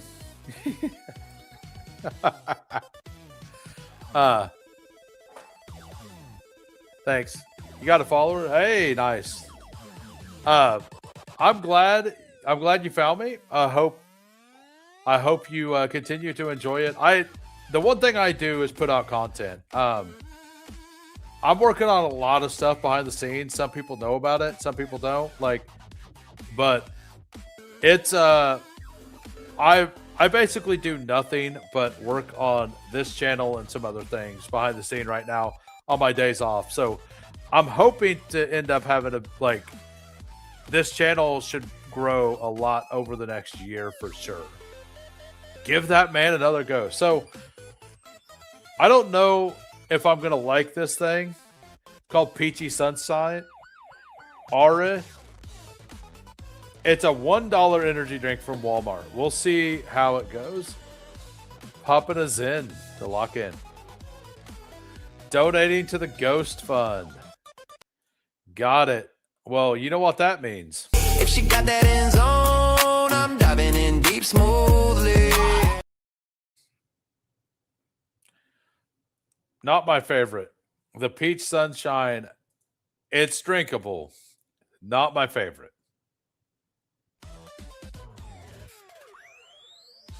So, thanks for the Ghost Fund.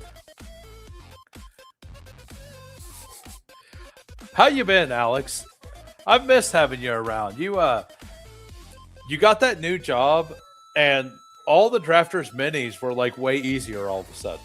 You know, like because you were in all of them, right? In pre-draft. I mean, it was basically the Who crew was 25% of every drafters mini pre-draft. So, are you gonna?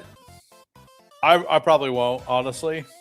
I put one in season 1, and I mean my entry sucked. Like I'm gonna say how it is. My entry was bad. I didn't deserve to go on the show. Like I knew it.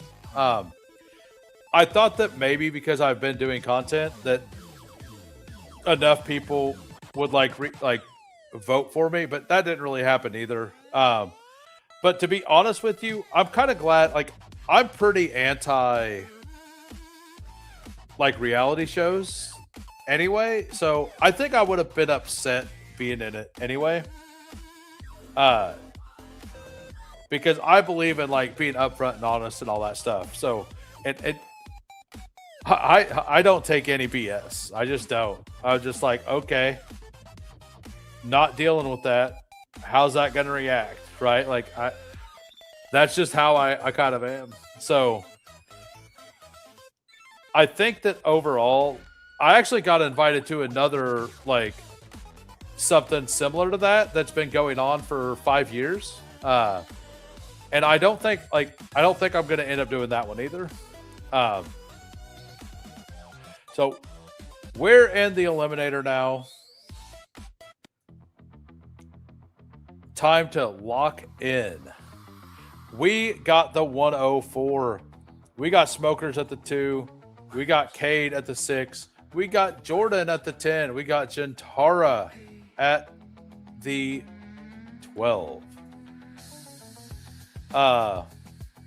So I've got my Elim chart. Real sneak peek real quick. There it is. If you're a member, go watch my members only stream. I'll explain through all that stuff. Those are the rankings I use, why I take certain players. I see ya. I don't think you've been in a draft of mine before, Gentara. Welcome. I hope you've enjoyed the stream. And by the way, if you guys are new to the channel and you haven't subbed, go ahead and hit the sub. We're going to hit 1,000 subs before NFL kickoff. And when we do, we're doing 24-hour live stream. Also, at 741 subs, 31 subs from now, we're going to rehash Who Hames, like where the username comes from. Good luck from the 7. Are you at the 7? Absolutely, Puka. So you are Dan Puffon? What? I do too much illegal. Yeah. I don't know why I put quotes on that. Oh, it's because you did. That's why. They need to drop more contests or I'll have to jump back in the instant. That's kind of where I'm at. Like, it's either that or do the DK $1 drafts, right? It has something to do with an owl. It does not, sir. But we need to get another 31 and we'll do it. Yeah, I have a username. Didn't realize it was something going to be displayed. My name, darn, yeah. Dan, yeah. Okay, got it. I hear who. And I see the outro. Well, so because when I started streaming, I basically just made the owl my brand, right? I was like, the name Who Hames was a gamer tag. And whenever I decided I was going to start streaming the Bestball stuff, I was like, well, it makes sense that it's an owl, right? So I just branded it that way because it makes sense. And everybody loves animals, right? Like, everybody loves an animal mascot. So I have an animal mascot, right? So I need to look at the Elim chart a little bit throughout this. But if you guys are members, I would recommend to go watch. So Gunnar Ross, the guy who got second in the Eliminator, he came on. We did a members only stream. Kind of went over his team that got second. He talked about the things he didn't like about it, things that he would change. And then I made a system that I believe is going to be very useful for like picking who you want in Eliminator. It's like you still have to randomize it. It's just looking at a sheet to give you an idea of like what could be good. So like right here, I'm going to take Nico or Pickens here. I'm probably going to end up with almost zero. We're going to go Pickens, actually. I'm going to probably end up with almost zero Jeremiah Love in this contest, I think. So the one thing I will tell you is, based on both charts that I have, Arizona was the bottom team. Or they were the very bottom team in the one that I value slightly more. And they were 6 from the bottom in the other chart. Carolina also rates really bad for the Eliminator for those reasons. Pete, Nez, and Purple Yosh had a good stream on info on Eliminator. Yeah, they really did. It was awesome. Why do you think there aren't really Chinese or Japanese players in the NFL? I don't know. I do not know. Like, it could just be, well, like, there's not really Chinese players in the NBA either, right? They've had a couple, but not very many. And based on the number of Chinese people in general, you would think the number would be bigger, right? They don't play growing up. Like, it's not part of their culture. So, like Yao Ming was just really tall, right? So he ended up playing.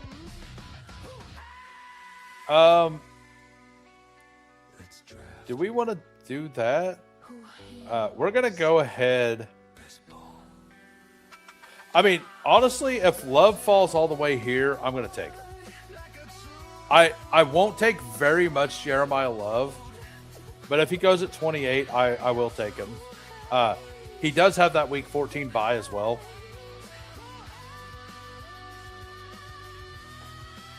Yeah, they don't play as much because they play the other football, right?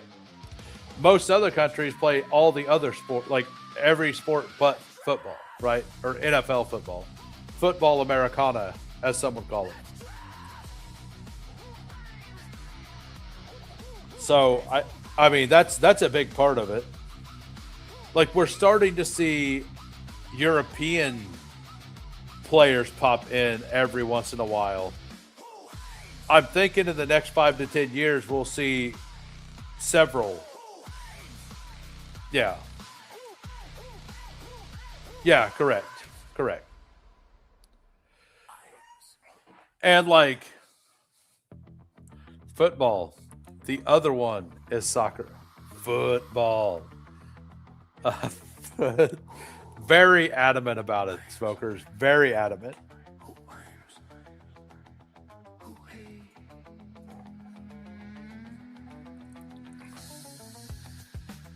Man, Rashee Rice went all the way down there.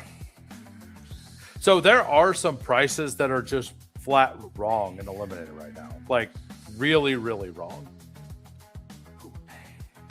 And I do think that you want to make sure to get some RBs. And I do think that there are some clear targets early at RB. But I also think not getting any of these good receivers is probably a mistake too, right? Like, I don't think you want to full, like just only take RBs in the first couple of rounds. Compared to the, oh, right, yeah. Like, I mean, soccer is so much more widely enjoyed, right?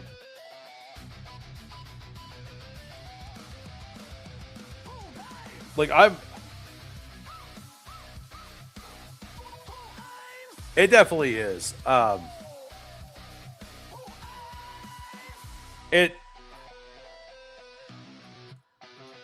It's kind of a weird sport too, because like, how many other sports, like baseball is the only other one that like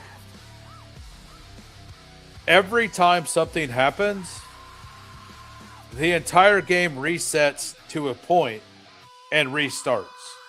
Most other sports are fluid, right? Like, yeah, basketball, if the ball goes out of bounds, but like in baseball and football, I think you guys may understand what I'm talking about. But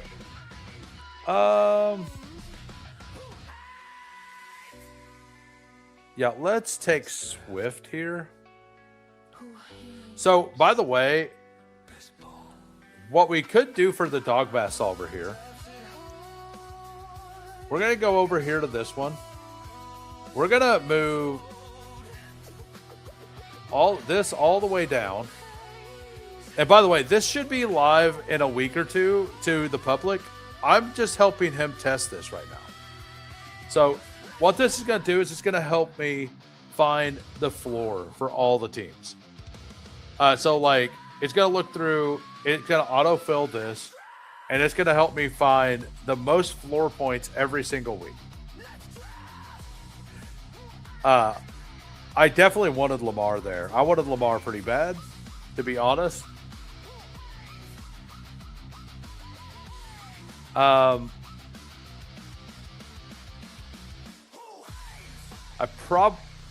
let's just take Jadarian Price. He's going to start early in the season.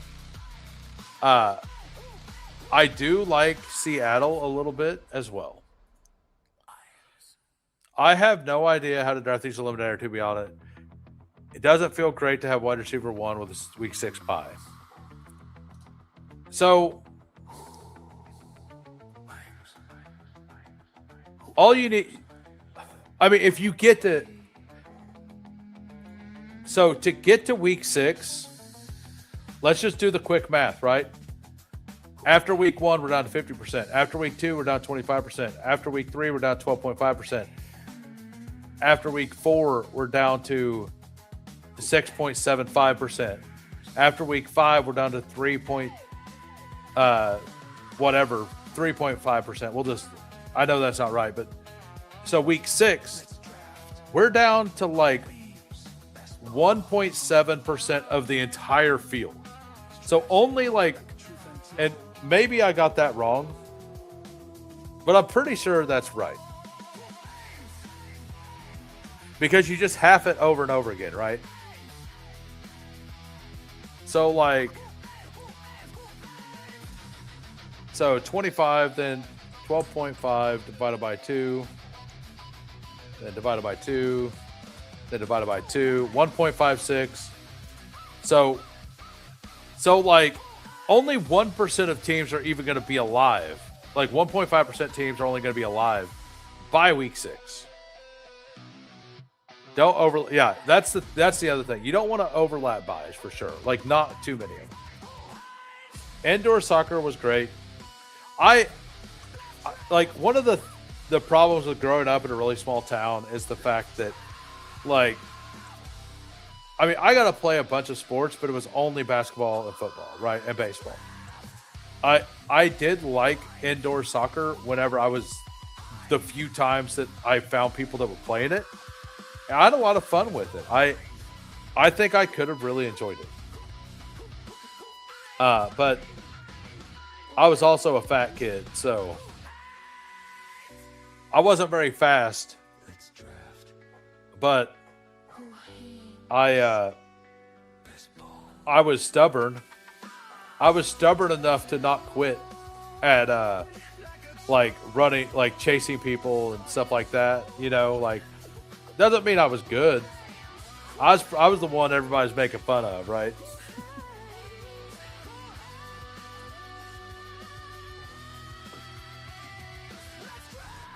Yeah, exactly. You don't got to be good to like it. You definitely don't have to be good at something to enjoy it.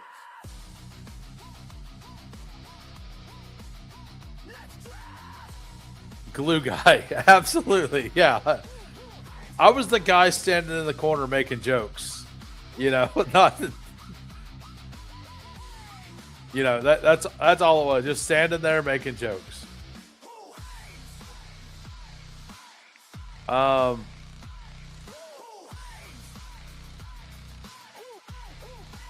Yeah, let's take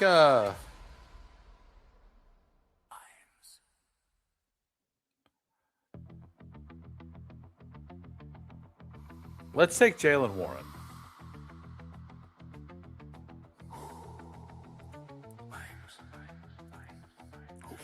If you were going, yeah, no, like the people I played with were good, right? Like you know, everybody knows the people who aren't good. Like, and to be honest, like the people, it depended on what sport. Actually, I was decent at most of the sports. Like I usually played QB for the pickup games. I was a 3-point shooter because I was slow, and you know, I learned how to shoot because I didn't want to run all the way down the court. You know, I was that guy. Like I would, but then I had to learn how to shoot. I would literally shoot a higher percentage from 3 than layups. Like it does not make any sense. Like for whatever reason, like I just could not do the layup stuff. It was wild, absolutely wild. And like people did make fun of me for that because they should have, because I deserved it. Like, you know, like I deserved it, like without a doubt. Like All right, so we're back on the clock. We're just gonna take we're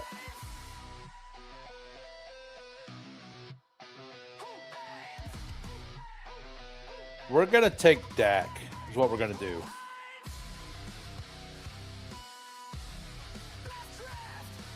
Hey, that was yeah. I don't understand it. It doesn't make any sense. Like literally, I'd be on a fast break. You know, fast break with me was not very fast, but you know, we'll just call it a break, right? I was on a break, and they wouldn't even like run after me because they knew I was just gonna brick it. But if I pulled up to shoot a 3, they would like run at me and try to defend it. Stretch 5 ahead of your time. How's Missy doing? Hope everything's going well. Yeah. yeah, exactly. Be like, oh, he's gonna hit that backboard so hard I'm gonna catch it at mid-court. You know, like why'd he throw it with 2 arms at the backboard? Why? You know, does this guy even know what he's doing? Yeah.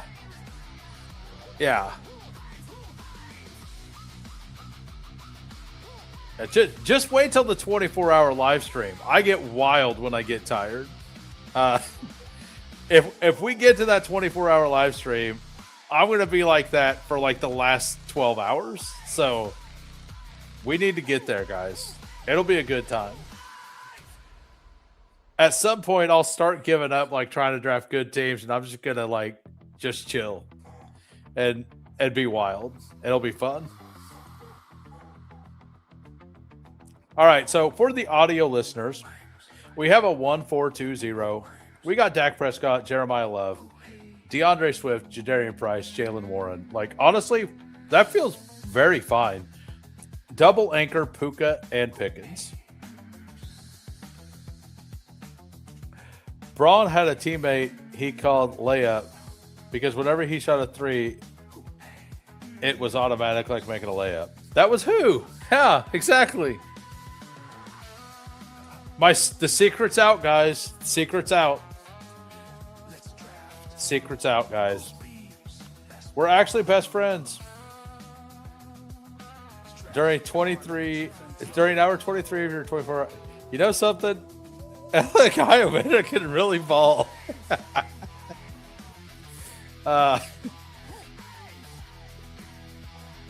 Yeah, it'd be like this is the worst pick since I've taken Alec Iomina.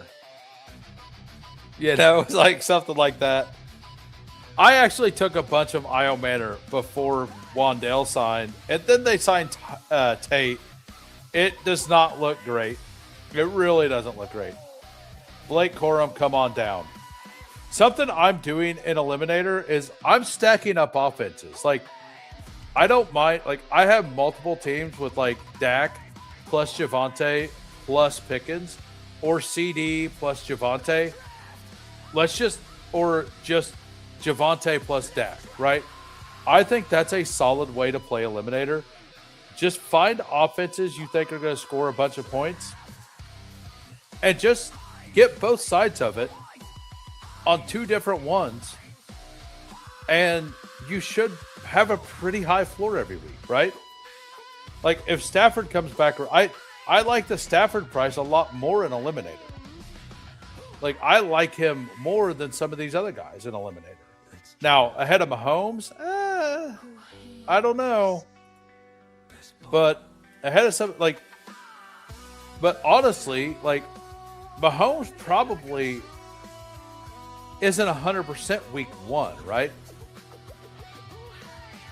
So I kind of don't mind like taking a Stafford here with Puka. Although stacking doesn't matter as much, right? So I mean it's definitely going, like, I'm a Chiefs fan. I can't actually justify it. So the Chiefs don't really grade well in my, like, they don't grade bad. They're like middle of the pack in my stuff. But this is a fall on him. So I don't mind it. And the tool really likes him. So, and usually this round in Eliminator, for whatever, like, all the quarterbacks go over these next few picks. And in Eliminator, like, even Geno Smith's gone by like 150. So you do need to watch out. If you guys haven't done many Eliminators, you do need to watch out for that. So let's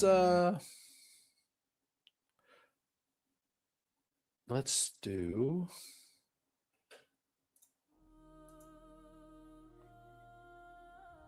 I still can't figure out what song AMC was talking about yesterday. I still can't figure it out. And once again, thanks to everybody who has, to BS Fun CK, to W for Omega for gifting a membership, and for Alex for donating to see the booty glitter. The old booty glitter donation.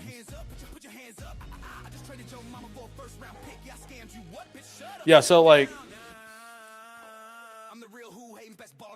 stacking Titans Jets week 1. Shout out in the overflow. Oh, underflow. Yeah, that is my bad. I do feel a little bad about it.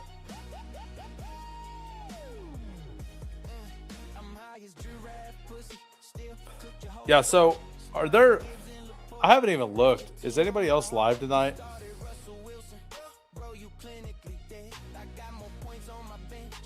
Oh, PPR Tyler's live now. That's, hey, I don't know how it happened, but I'm YouTube featured today.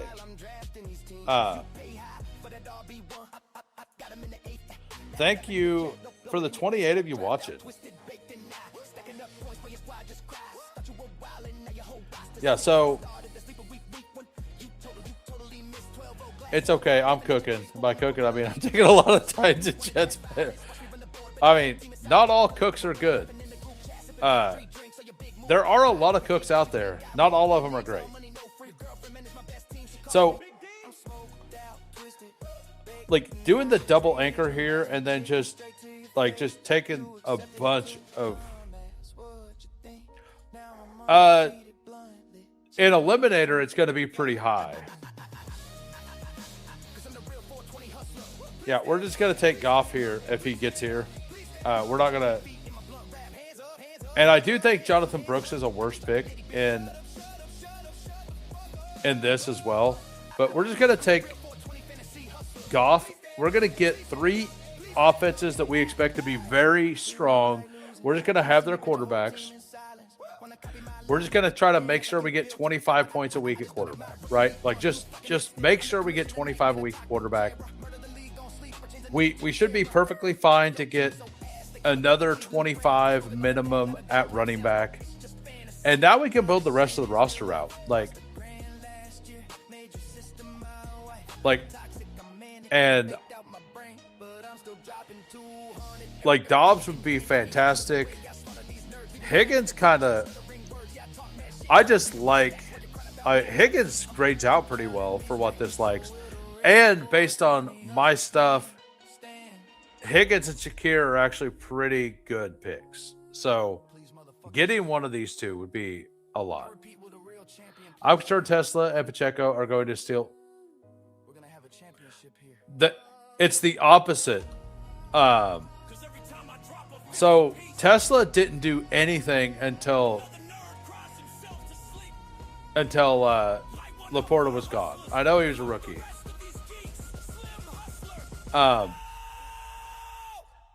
I like Higgins more, but to be honest, Diggs grade, like, the Bills players grade better, like, very, very well in my model for Eliminator. The reason I took Higgins there is because the dog math thing said it was better.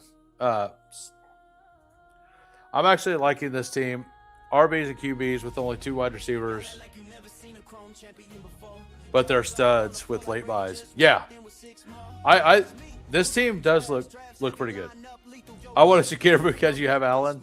So I actually intentionally don't stack an eliminator most of the time. Like, I go out of my way not to stack. Now, because, like, you're just trying to get into a head-to-head, right? Like, so if it's a Jared Goff week and I have Goff, but they have Amon-Ra, as long as it's not an Amon-Ra week, like, I'm ahead, right? Like, as long as it was a Laporta or JMO week, I'm probably ahead. I also want pieces from, like, I don't mind the running back wide receiver or the running back quarterback combinations. I really like that for Eliminator. I think that that's a really good way to do it. I don't know why I find that lion with a crew cut hilarious, but it cracks me up. Oh, Up Dogs? Yeah, it's pretty great. Like, I'm not saying stacking is bad. Yeah, I'm not saying stacking is bad in Eliminator, but I think that it matters way, way less. And the way I'm going to play it, and we'll see if it works out, I just want pieces in the offenses that grade well for my model. Whether it be a quarterback, whether it be a wide receiver, I want to base a lot of my picks around that. If I got to take some players that aren't, like, top of it, that's fine, right? I don't want to only be in those teams. This is the only room I've ever been in an Eliminator where all these quarterbacks are still here. This room is drafting this like it's a regular tournament and not an Eliminator, I think. Because, like, I got all of these, like, I guess they're all around ADP, but yeah, I'm definitely, I don't care about the double week 11 bye here because I just don't. is basically what it is. If I get to week 11, like, I'm down one player, but that is the heavy bye week as well. And this is week 16, 15, 14, 13, 12, 11. So I've already won $1,000 if I get, like, so I've gotten most of the money back for maxing if I max it, if I get there, right? So if I get to that point, like, yeah, that's the break-even point, but it's also the heaviest bye week on the slate. And I'm going to guess most people will have multiple buys that week. And since I do have a double anchor, I have one that isn't, right? And we're just going to take Chig here, I think. I feel like he's a consistent kind of tight end. Yeah. And, like, I'm probably going to push and just take 3 really late tight ends and just kind of hope that these double anchors work, right?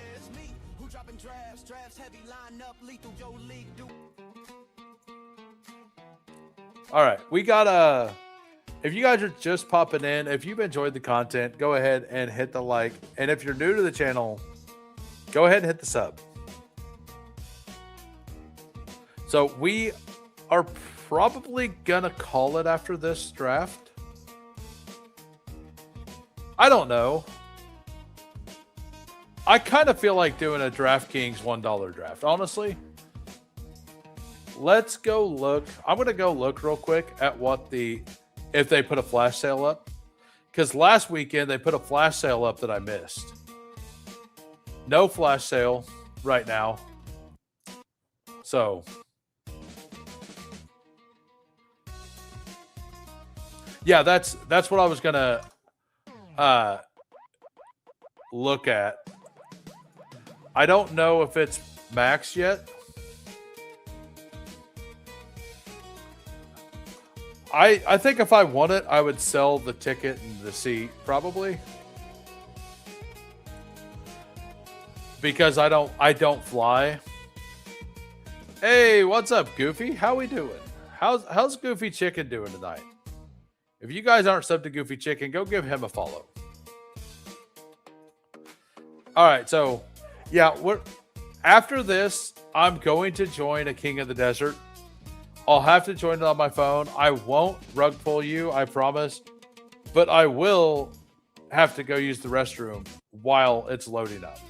So we got to do Smoker, Mine, Cade, Delays. All of those are reviews we got to do as well. And then after that fourth draft, I will be done for the night. Hopefully, assuming number 1 or 2, it'll be the one that's got 39K entries. Whichever one that one is. The one that's like nearly maxed. Let's go with Dalton Show. We're gonna go with Dalton Schultz here. Get a second receiving option for that team. We didn't take Nico. We took Pickens. We're doubling down on the back end of that. I think Adonai Mitchell is a really solid pick also for Eliminator specifically. He's going to, like, if he does anything, it's going to be early. It's going to be early, right? So I think that he's a really fun pick for Eliminator. With Omar Cooper and Sadiq both being rookies, I think that Adonai Mitchell could cook early in the season, and then the rookies come on, right?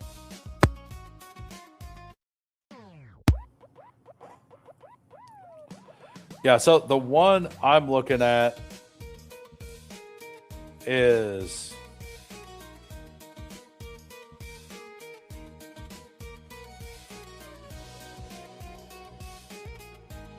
the king of the one that's number 1. Which one do we want? All right, we're just gonna take Debo, honestly. Like that's a major fall.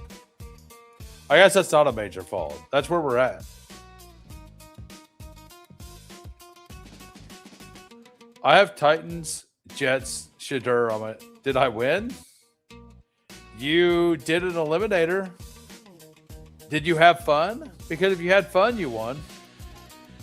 It's more fun to put that team is more fun than putting $10 in a slot machine and having it last 25 seconds. Right? That's what I'll say about that team. I actually like the Titans as a bet this year. My eliminator stuff doesn't love the Titans. As a millennial, I think I deserve participation for a trophy at least.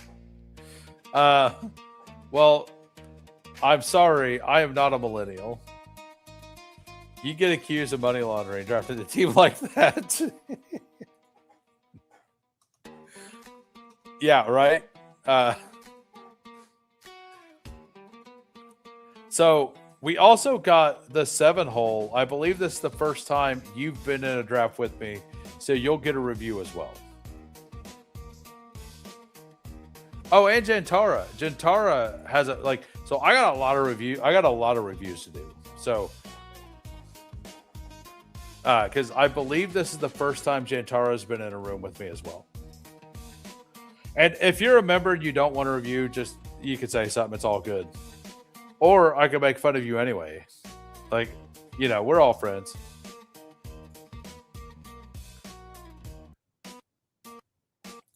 Okay, got it. Thanks for being honest. Like, I mean, if I didn't review you that time, like, it's all good too. So, probably.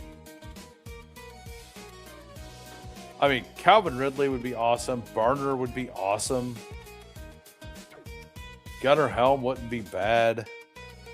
I don't want Tesla. I don't like the Tesla pick very much at all, especially for this. Honestly, Calvin Ridley's like the clear bet for me, in my opinion, for this team. You're free to look at mine if you want to laugh. I mean, if you've not done an eliminator, I can feel free to make fun of my teams. Hell, I make the most fun of my own teams whenever I do something, right? Like, yeah, let's go Calvin Ridley. All I know is when you can draft all the Titans, you should draft all the Titans. Am I right, Alex? Isn't that what we do, Alex? When you can draft all the Titans, you just draft all the Titans? Let them have it. Let them have it. I fell a victim of drafting the overflow. And this one's on your phone.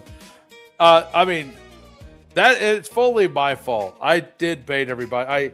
I reached over to get a drink. I forgot it did the, are you sure you want to click the button you just clicked? Let me check my data model. Yes. Yes. Alex says after looking over the team he just drafted, aka data model. Look, I don't like Tesla, but we're still gonna not draft him. I mean, do we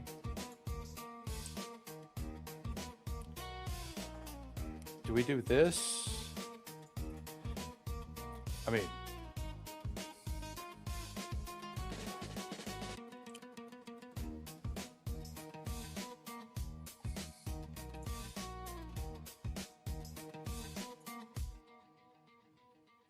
yeah, we'll take Christian Kirk. Christian Kirk probably good for eliminator. And honestly, Chig Schultz is probably fine enough for eliminator. I wouldn't hate to get Parkinson.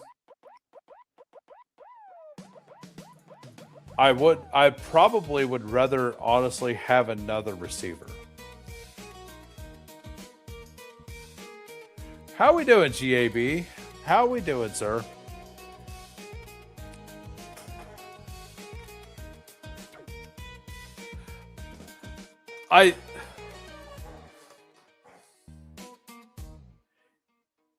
Tesla equals TD equals money.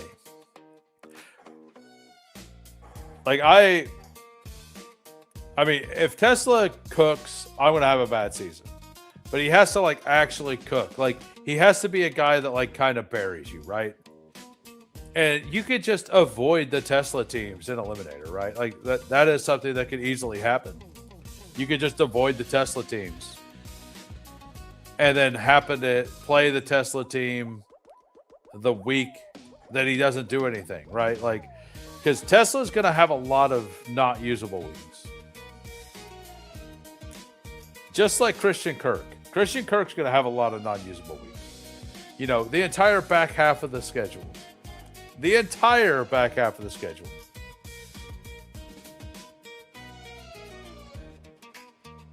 All right, so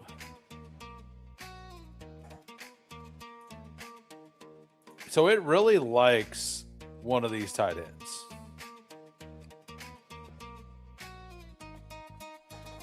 Parkinson's the only one I'm really willing to take. If he doesn't go, or if he goes, I'll just take probably a rookie upside pick would make the most sense, right? Because I have all the ugly veterans. Just a shot on somebody here. Malachi Fields would be a pretty good one.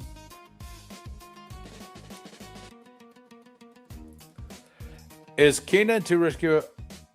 I personally wouldn't be taking Keenan in the LM right now myself, but you decide how much volatility you want in your portfolio. I had 28% Rashid Rice through 40 drafts in Eliminator before the news last year. So at the same time, I had 17% Quinshon Judkins before that news. And both of those things happened like reasonably close to each other. And I had like 40 of my 75 done. So needless to say, all of my round 3 Rashid Rice last year that looked awesome then didn't look awesome. And all of my round 7 Quinshon that started to go in round 6 and then he fell all the way to the back of the draft, all of that was absolute toast. Because as soon as you get out of one pod, this is what I think. I think you want to take Cooper Kupp, Pat Bryant, one of the like Malachi Fields, Darnell Mooney, like a guy who's got like a clear, like Zachariah Branch, like clear path to playing time. Like that's what you want, in my opinion, at the current moment in Eliminator. If you're going to draft Eliminators right now, number one, it's not the best idea to draft them right now. But number two, if you're going to do it, I don't think I would be taking the big gambles, right? I just don't think I would be. I may be the only one drafting Jatavius. You may be. All right, let's review the teams. We got a 3-5-7-3 here. We got Dak Prescott, Patrick Mahomes, Jared Goff. Very good quarterback room. Running back room, Jeremiah Love, DeAndre Swift, Jadarian Price, Jalen Warren, Blake Corum. That honestly feels fine. Double anchor wide receiver, Puka Pickens. And then just some guys at the end. Shaheed, Debo, Ridley, Kirk.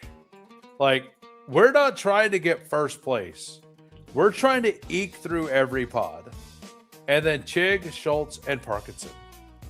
Like, we're trying to have a solid RB room, dominate quarterback, and then just have Puka and Pickens dominate most weeks, and then just get a guy.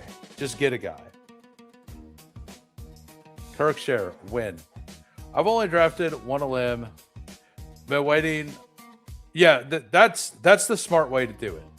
That's definitely the smart way to do it. But when that happens, you're also not going to get some of the quote values. Like I think Jadarian Price probably falls in continues to fall in Eliminator, but I wanted them on this team because I do think he's going to be solid early in the year.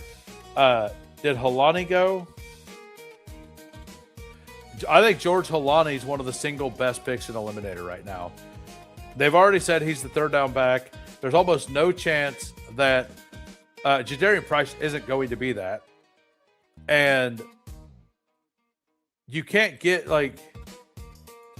higher variance, higher fun. It depends on what you want, right? In a month, Diggs won't be there at 130. Yeah, like that's the kind of stuff. And same with Debo, right? That's the kind of stuff you want to attack. Eliminator, running backs are pushed up. But in this room, Rachaad White went at his ADP. Kenneth Gainwell goes at his ADP. Woody Marks at his ADP. He's got like a guaranteed role, right? All of those players are going to get pushed up the board by a couple rounds, and the wide receivers are going to drop. That's why I'm going with the double anchor right now, or in this one, because I think that Swift is probably up at the front end of this board. He's going to move up. Price probably moves up. I don't like taking Price over Tootin, but it made sense here. And the Jaguars honestly don't grade that well in my LM stuff. And I don't like Warren a lot, but I think it's fine here. We just want one of the two Pittsburgh backs. I probably should have went. I could have went Dowdle there, but I didn't really care. So anyway, let's get to the other teams. We got smokers. We got a 3-5-7-3 here. We got Lamar Jackson, Tyler Shuck, and Cam Ward. That feels very good. Bijan, Dowdle, Monungai, So you got to anchor RB, two guys who should like get some points every week, and then some shots. Jonah Coleman, Katron Allen. Wide receiver, London, Burden, Parker Washington, Addison, Tucker, Denzel Boston, Antonio Williams, McBride, Andrews, Helm. That's a lot at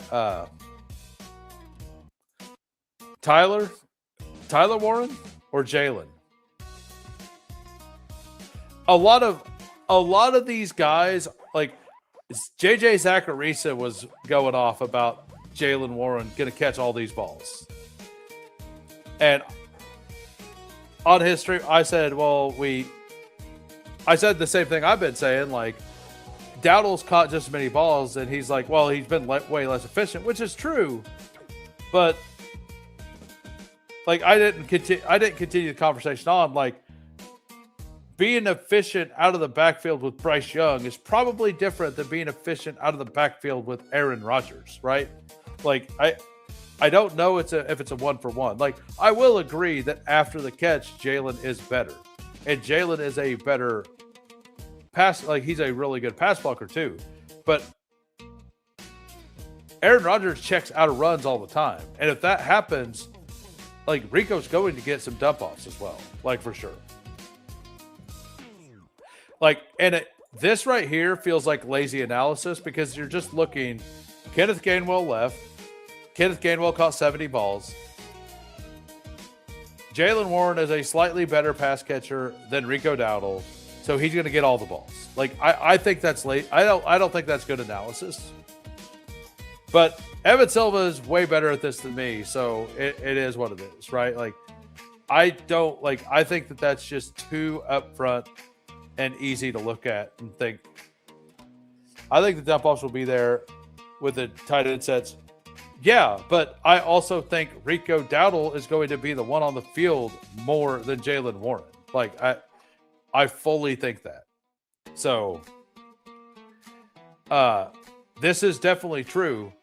It's just which one's going to be on the field more. And I believe it's going to be Jalen Warren or Rico and not Jalen Warren.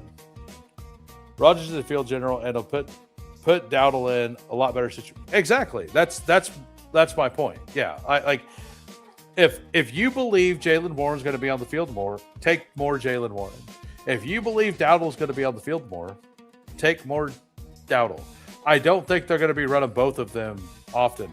And I really think that in the end, it's going to be a 55-45 split anyway. Exactly. So while we're here, Dowdle, right? Let's go look at Rico Dowdle 2 years ago in Dallas. Apparently, he's still in Dallas. So, 2 years ago in Dallas, he caught 39 balls for 249 yards and he had 5 total touchdowns, right? So, let's go to the game logs.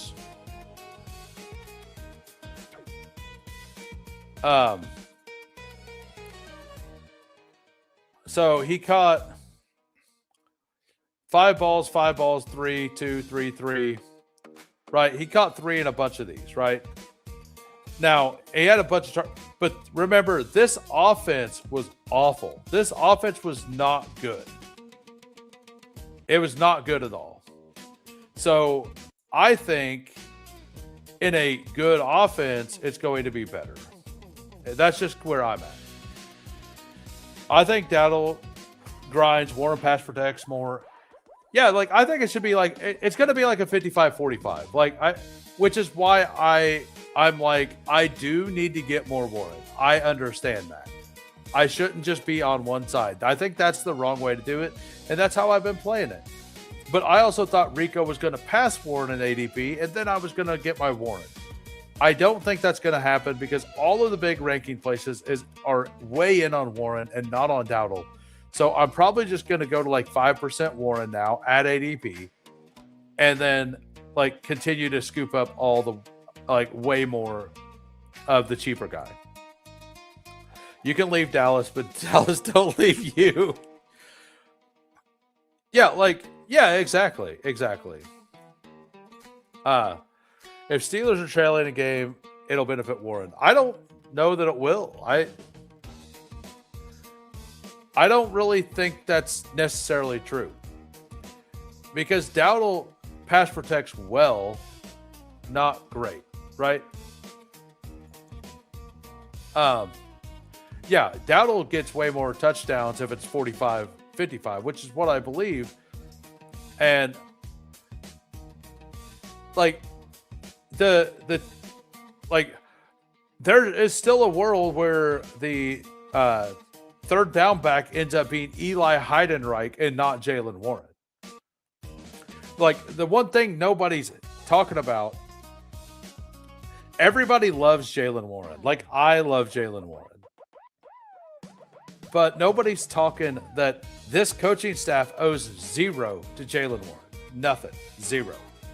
This coaching staff brought in a guy that they used to have. So, yeah, this is exactly what it is. But anyway, I might have got sidetracked for a while there. Did I didn't even, did I finish this review? I did. I finished the review. I do like the team. I think it's a little like, this is a little thinnish, but you have the big upside too. Like if Katron's a hit, this team is an absolute smash. You're very strong in all the other positions for sure. All right. We got Cade here. We got a 3-5-7-3. We got Justin Herbert, Brock Purdy, and Bryce Young. We got CMC, Kenneth Walker, Bucky Irving, Woody Marks, Dylan Sampson. Devonta Smith, Ladd McConkey, Roma Dunze, Jaden Reed, Ricky Pearsall. That's why I was bringing up the Dallas stats. Jerry Jeudy, Isaac Tesla, Jake Ferguson, AJ Barner, Jatavian Sanders. So, believe it or not, I actually know a little bit of ball. I don't just sit here and make stupid jokes all day. Every once in a while, I have a nugget. Might not be a good one, but they do come out sometimes. I think this is a very solid team. It's just well built all the way through. Like CMC, Walker, Bucky, like double anchor with a big upside play as well. I think Woody Marks is a very good pick right now. I know I've said it a lot, but I do. I just think he's a solid pick. We got delay. We got a 4-5-7-2. Daniel Jones, Geno Smith, Tua, and Cousins. Wow.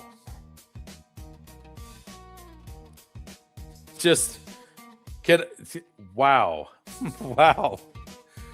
That you really need to if you get to week 13, you're happy, right? Running back, Ashton Jeanty, Travion Henderson, Tony Pollard, J.K. Dobbins, Emmett Johnson. This is an awesome RB room. Rasheed, Garrett, Downs, Worthy. Greatest quarterback room of all time. Yeah, I agree. I love it. Is Woody Marks worth grabbing past ADP if you already have David Montgomery? Why not? Like, an eliminator, like I think an eliminate, like I know everybody wants to not like have bye weeks the same. If you've went heavy RB, like let's say you're like Jeanty, Jeanty, Kyron, Scatabo, right? I think adding Corum plus one more real late makes sense there. Like, if the Rams RB, why not lock up the Rams RB, right? Like, just make sure you lock it up. And because both of those guys are going to have weeks that are useful. So, I don't think I'm going to make that a stand all the time, but I think it's bad. I think it's something that's fine. Yeah, I got caught in the other draft a few times. Wow. Yeah, you did mention that during the draft. If you had that quarterback group 3 years ago, you'd have been stoked. Rasheed Wright, Jalen Coker, Brock Bowers, Eli Stowers. Let's go back and review the quarterback room. Daniel Jones, Geno Smith, Tua, Kirk Cousins. Just Nailed it. Nailed it. Yeah, I hate when you auto a couple times. I don't know if it's mandatory, but I think it's fine. I wouldn't be surprised if a gross team wins BBM or one of the tournaments. Everyone using all the crazy overlay softwares. I mean, Raymond Zani won with a 5 wide receiver build, right? All it's missing is Aaron Rodgers. All right, we got Gentara here. We got a 3-5-7-3. We got Trevor Lawrence, Baker Mayfield, Aaron Rodgers. Running back, Saquon Barkley, James Cook, Cam Scatterbo, Rashad White, George Solani. I absolutely love this RB room. Like, this is an insanely strong RB room. You do have double bye week 7, which does suck because it is your first bye week, but you will have Saquon plus Scatterbo those weeks, or that week. And if you can get through that week, you're pretty good. And you only have one wide receiver on bye that week. T. Higgins, Cardinal Tate, DJ Moore, Godwin, Stephon Diggs. Like, this is very, very solid. Then Goddard, Strange, Dulcich. Honestly, I like this team a lot more than mine. This is a very good team. I think it's being overblown. We can go over the stats here in a bit. I'm going to bring up, we're going to do the King of the Desert $1, the number 1. I will run the timer thing again in a minute, but I have to enter it on my phone. For anybody, I don't know why, but for whatever reason, DK for the last like 5 days, I have to enter every single thing on my phone, and other people are having the same issue. So if you want to join,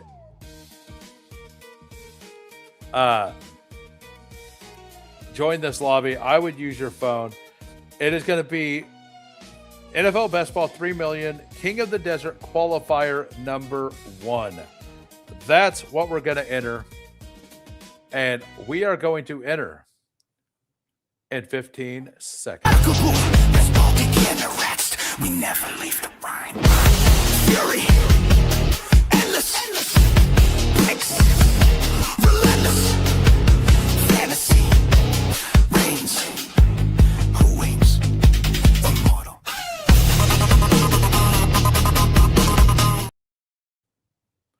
Oh, you're maxed. All right, so contest, draft now. We're in. We got a 6 of 12. We have to go pee real quick. We are going to turn a song on for a second. Turn it up just a hair. I'll be back.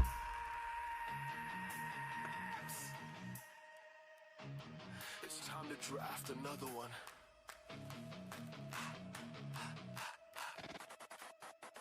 Deep in the frenzy, who aims unleashes the storm. DraftKings battles raging, underdog forms the swarm. Best ball mini explodes, DFS in the core. Rookie drafts on fire, streaming more and more. YouTube channel pumping, Degen energy unbound. Collab with a Tyler, best ball Jeopardy renowned. Tournaments clashing fierce, weekly grids in the fight.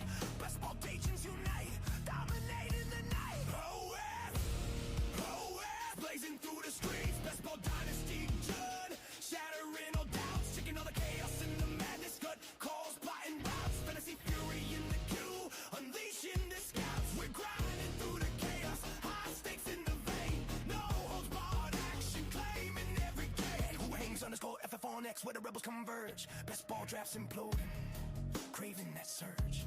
Raw and relentless, early round set the trap. Dynasty builds rising, turning plans into the map. Team breakdowns, brutal fielded drafts. Wild spin, Degen strategies lethal, rearranging to win. Flex spot frenzy crushing, dominating the board. Nightmare narrative sealing, locking in the hold. Rookie picks pounding. All right, I'm back, and it looks like it's just in time. Tournaments devouring, elite in the chase. Squads exploding. Yeah, I get, like, it looked like a really, really solid team, for sure. You have same location, what work with your laptop. I think it's everywhere. It's like all locations. You're wasting your dollar. I already won this, bitch. You'll see. Just remember the name.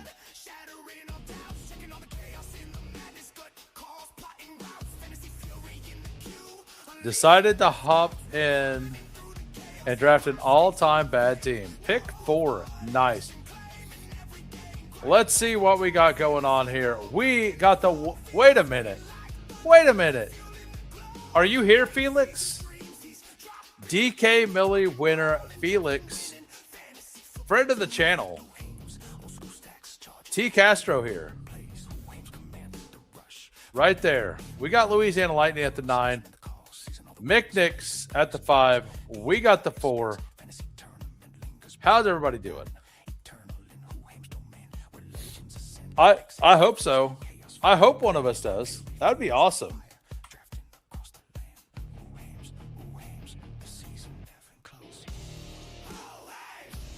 Is Felix live by chance? If he is, I'm gonna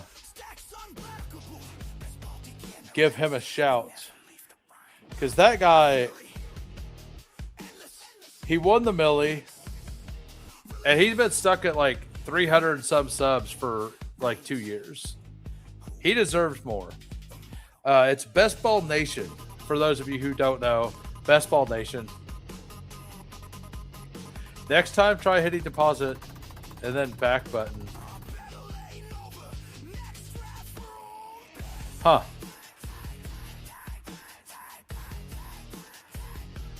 Do you require a cut of the win? I don't require anything, man. Like, if it's on my stream, absolutely not. Like, if you want to give me some money, great, you know? I mean, it is. All right. We got Puka. So, I will say that the dog math works on this site, but it is a little... Like, I think for whatever reason, my PC has some issues with, is this what I want? No.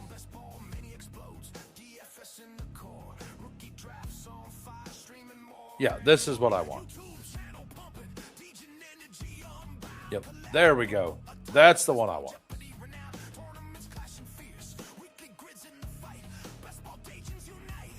So, if I want big money, I'd treat you and the ship chasing guys.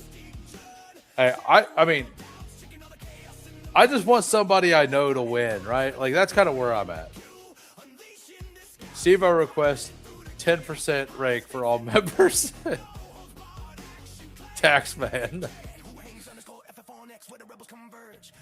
Yeah, so, by the way, if you guys are new to the channel and you've enjoyed the content tonight, go ahead and smash that like and smash the sub. We're on our road to 1,000 subs. If we hit 1,000 subs by NFL kickoff, we're doing a 24-hour live stream. And it's going to be absolute fire. I think we're like barely on pace to get there. We're basically on pace to get there the week before. But if nothing else, at 741 subs, I think like 30 subs away, I'm gonna do another. Where does Whoham come from? Like, what is the meaning of the name? We're gonna do that. We're gonna go over it, and it's gonna be fun. I like the DK drafts because you can load up on tight end, wide receiver, less running back. Yeah, like there's definitely a different feel to the DK stuff. This specific room isn't gonna be one of those where I can get Jaden Daniels in the 5th. But I'll tell you this. If Jaden Daniels falls to 69, I'm going to push him to 76 unless I have McLaurin. Because all of the crew is on the right side. I think subs could catch fire in a couple weeks, like 2 or 3 weeks. I really do. I think that we're getting ready. Usually about Puppy 3, like stuff really starts to pick up. Hey, we're almost at 50 likes. Man, that would be awesome. Have 50 likes again. That'd be fantastic.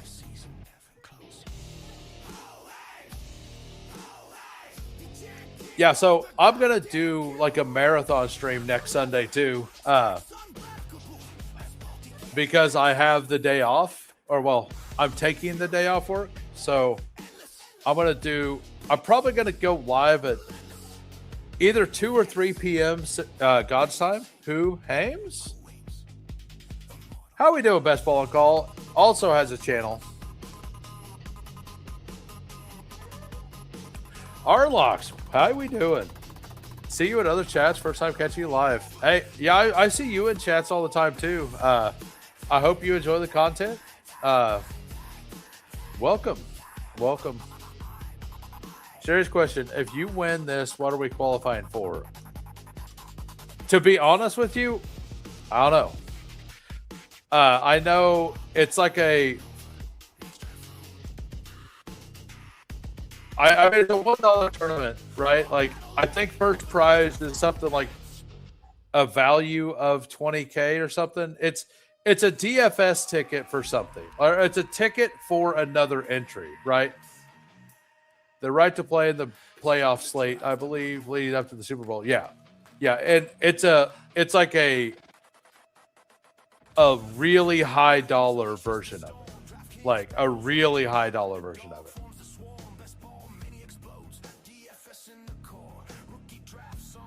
Let's go.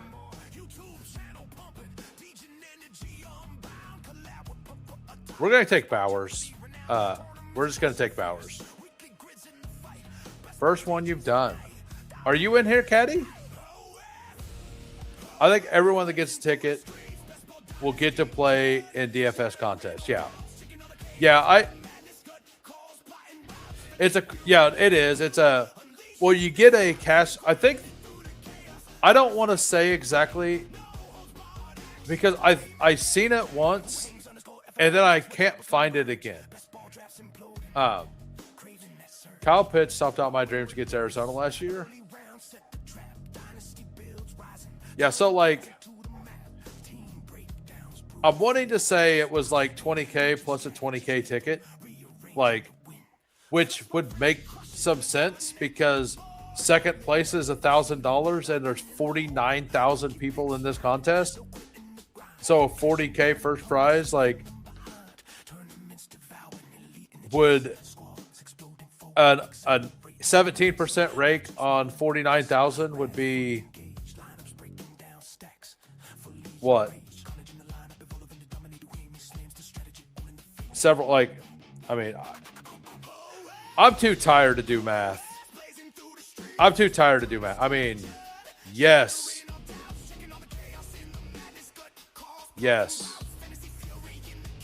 We will take Puka, Bowers, Nico. Yes. We will do that. This feels good. I about took Nico over Bowers, so I'm pretty happy about this. Now, I do like the Jeremiah Love pick a little more on DK. The full PPR aspect, I do think is very good for. He knows what's up. 212 Egbuka. Yeah, Egbuka. Scatabo, right? Good to be back on DK. Like I said, I will risk the Jaden Daniels push on this side. But Donson 0-0 and CT Huggins definitely look like they aren't rogue, right? So maybe not. Stellar 0 RB starts like this. Make me perky. LFG. By the way, Arlocks, let me know what you think. Improvements, like what you think of the stream. Like, I'm open for people to like tell me whatever. Because I spend a lot of time messing with things in the background, trying to improve the quality of the stream. I love this by Louisiana Lightning. We got Jefferson with Breece Hall back, Zay Flowers, Chase Brown. 2 Week 17 games stacked up. I will say in this specific contest, the finals is only 54 teams. So you got a 1 to 12, 1 to 12 into a 54 final, like 54 team finals. Yeah, very unique. I really like it. I really do like it.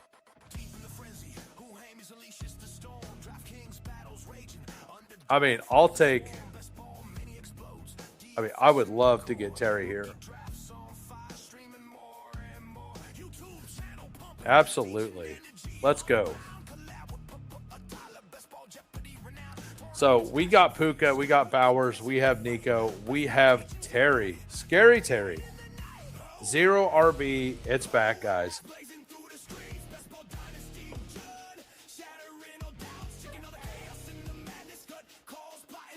Yeah, so is the level of the music good? Let me know. Let me know if the level of the music is good or not.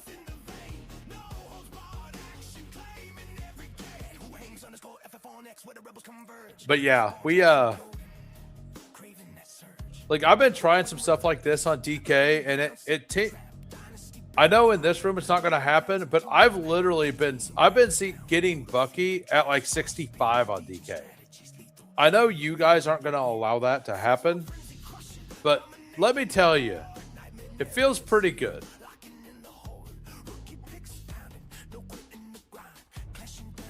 Let me look at something real quick. Okay, good. So this, I was going to say, I'm probably going to pull up Tootin here.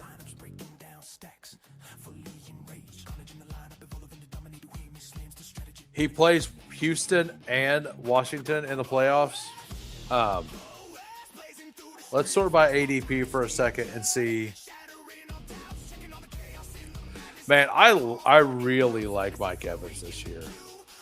But I do want one RB.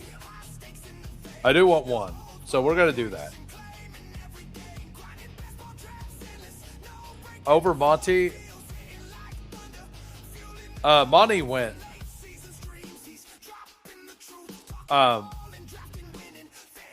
So I have the Tootin. That's so like in a tie between Monty and Tootin, I'm going to lean towards the correlation. And Tootin had double correlation. So like they got a team stack, but Tootin plays both of those teams, right? So it's double correlation versus a team stack. I think it's like fine to go either way there. Tootin of the 5th full PPR is the best pick. It might be.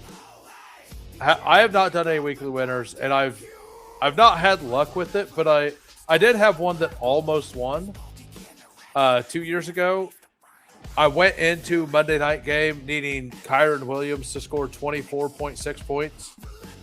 And it was the Monday night game in the rain against the Niners that I think it was like 6-11 or something, where nobody scored any fantasy points. But I had a clear shot to first place if Kyron was top scorer of the game. So I've been close in weekly winners.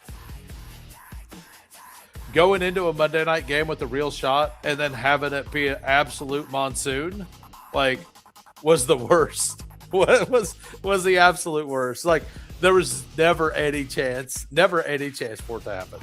Hey, thank you. I want to love Tootin, but he really burnt me last year. And I'm having a hard time like fully committing again. Let's do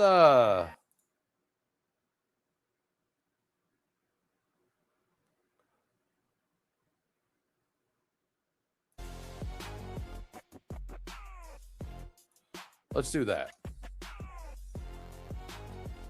All right, so because of the tool, like I definitely want Daniels here, right? Absolutely. Easy pick. So for the audio listeners, we got Puka Nacua, Bowers, Nico Collins, Terry McLaurin, Bayshaw Tootin, and Jaden Daniels. Feels very fun. Because ETN was in the way. Coast is clear now. I mean, C-Rod's there. You know, like, I think I was kind of I was very in on Tootin in the 8th round in pre-draft, and when he moved up, I stopped taking him, and I started taking a bunch of C-Rod when he signed.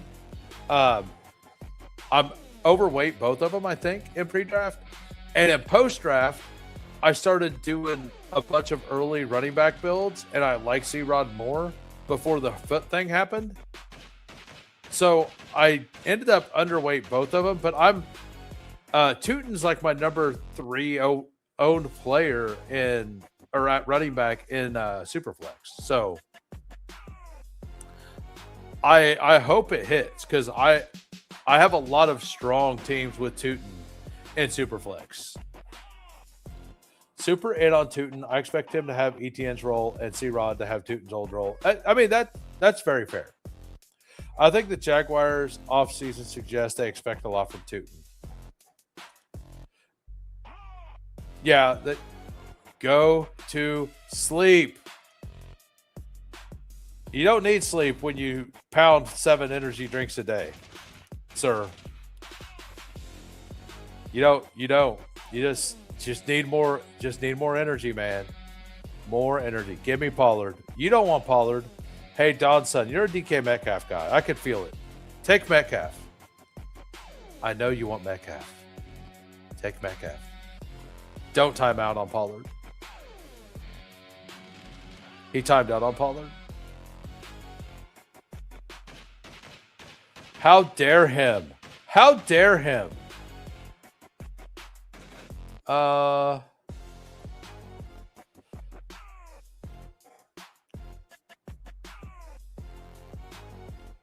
Let's go by rank here.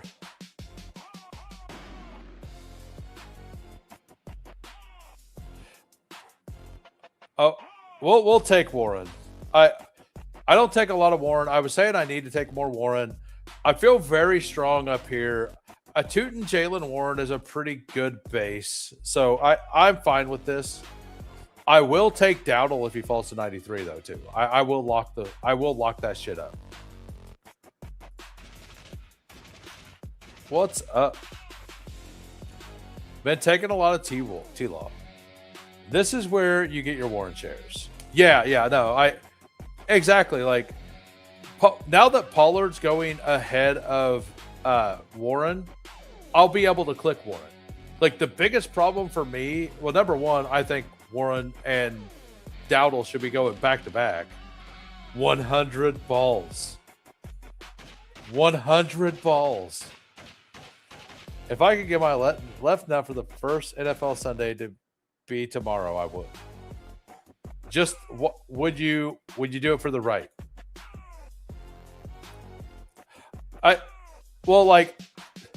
I think Warren's one of those players I'm probably gonna have around field exposure on DraftKings and be underweight on Underdog, and I'm gonna be overweight Rico on both. I think is how I'm gonna play that backfield. Pollard in the 7th is always a big sweat when you're light at running. I mean, Pollard has been one of the best picks on the board for a while. I got way too many drafts to do for the NFL to start tomorrow. Have you not drafted yet, Mac Nova?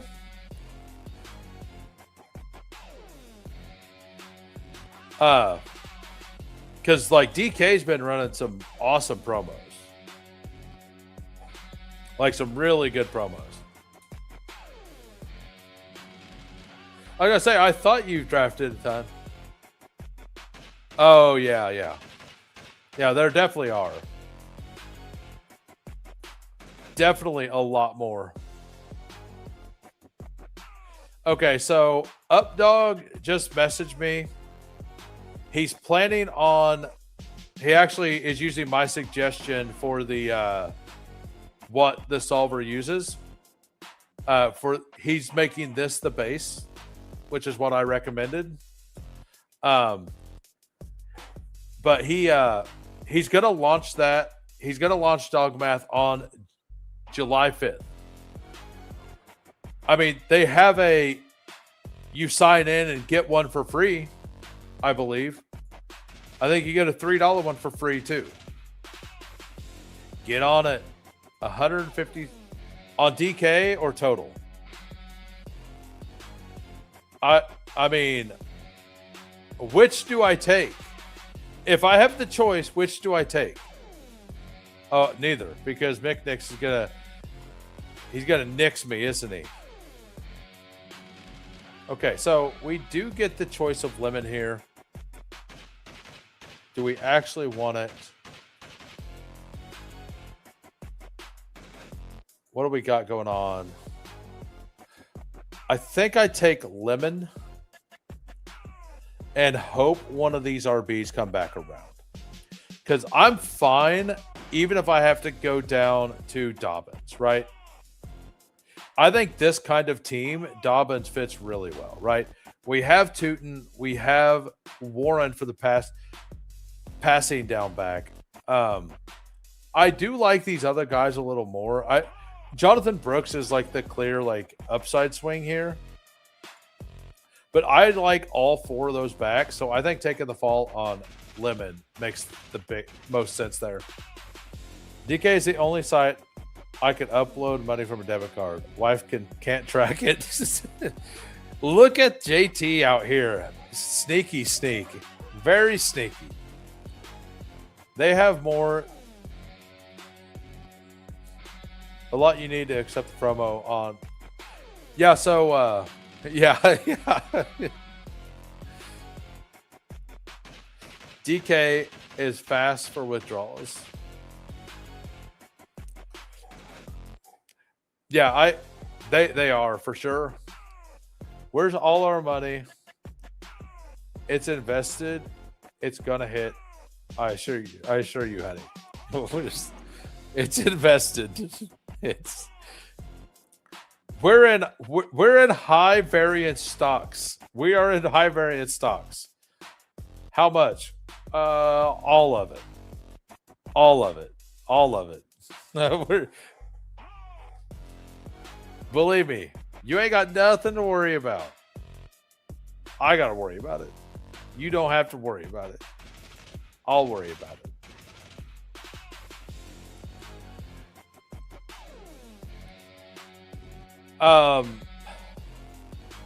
So I'll get to that here in a second, because that is a good question. So I think I just take the team bet here on Corum, honestly. I need the upside on Brooks. We're going to take Brooks. So why do you think Lemon goes so much later on DK? Is PPR taking it that much? No. I think there's some negativity around Jalen Hurts and his ability to pass. DK is very reactionary. Last year, Luther Burden was the same kind of thing where on a PPR site, he should be higher, but he was going in the 120, late 120s, even the 140 sometimes on DK, in September. I had 4% Luther Burden on Underdog or something, but I had 26% on DK. Now, I didn't get my DK teams through, so it didn't matter. But, that's how I'm going to be playing Lemon this year. I'm going to, semi-fade him if he's going to stay in the 7th on Underdog. And I'm going to take a bunch of him. I feel like he's going to fall a lot on DK. It just feels like every once in a while, some of these rookies, the DK drafters don't really like. I think it's more about him being a rookie than anything else. Yeah, and he's got a Q tag on him right now. Yeah, the Q tags on DK are real. Because I don't think people who draft on DK can read. But they know symbols. And they know the Q means bad. They probably don't know what means questionable, but they know what means bad. So they're like, wait, that symbol means bad. I know what bad. I want good. Right? DK's not that bad, but it makes for a good joke. But it is kind of like that at times. Like they don't want to click the name and go read the news article, right? They just don't want to go do that. Oh, hamstring injury. Right? So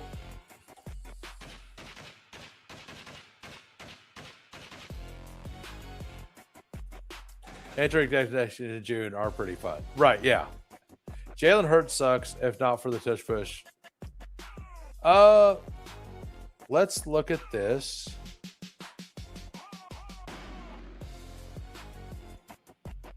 I do like him.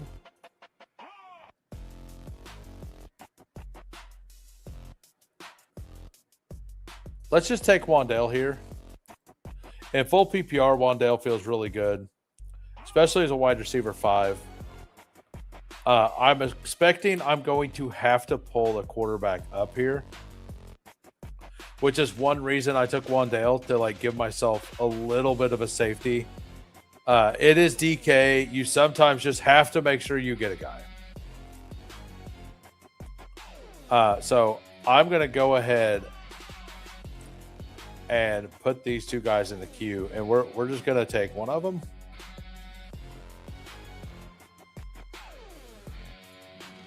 So are the 2 free tickets you get on DK for Bestball? Yeah, they are. Like I'll show it to you here in a second. Still grinding, absolutely, man. We're gonna try to get to that 1,000 subs, man. We're trying to get there. How many drafts? Tonight or this year?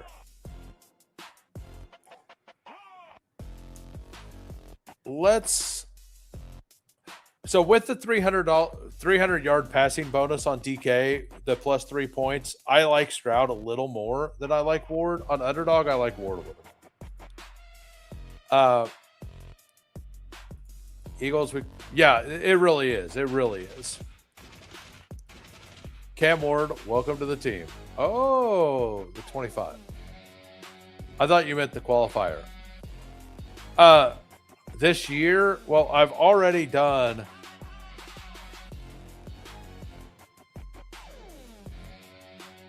on Underdog alone, I've already done this many.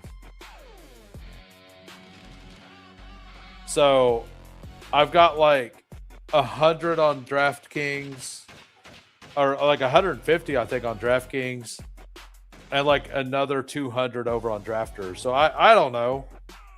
I'm just gonna draft as many as my wallet allows me to draft. That's what we're doing. We're gonna max the DK main. That's the one thing I do want to do this year, and I want to max the DK main. The $375 back for maxing is an additional 15 drafts for free. If you do the $3,750 to max the contest, you get 10% of it back in DK money. I've already got like 5 or 6.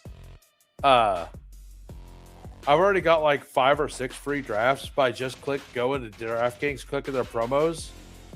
I'm 43 in. I've got like 5 like I'm 5 deep basically. So we weren't expecting a wide receiver. This is our year. I hope so. Based on the DataMuse stuff, what I was saying about my portfolio last year was true, to where like I was in the bottom 25%. Maybe I was 26%. It was like near the bottom 25% in injury luck. So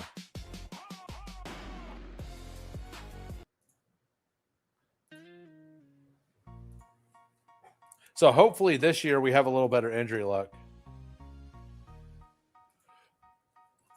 Yeah, we should get that. I'm hoping Kyle Pitts can't ruin it. Don't say that, Boofy. Don't say that, because he sure could ruin it again.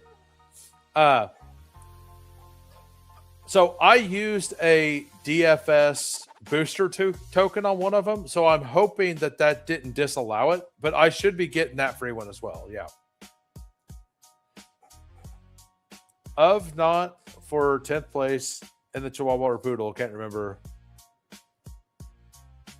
Yeah, I did well enough in the daily stuff on Underdog that I'm getting close to where I need to start watching what I do over there, but yeah, we're gonna take Woody Marks. It's a stack. I need a third running back. It all makes sense. So for the audio listeners, we got a 2-4-6-1. We got Puka Nakua, Brock Bowers, Nico Collins, Terry McLaurin, Bayshaw Tootin, Jaden Daniels, Jalen Warren, Mekhi Lemon, Jonathan Brooks, Wandale Robinson, CJ Stroud, Stephon Diggs, Woody Marks. You know what I think, guys? You know what I think? I think this. This could be the team that takes the whole thing down.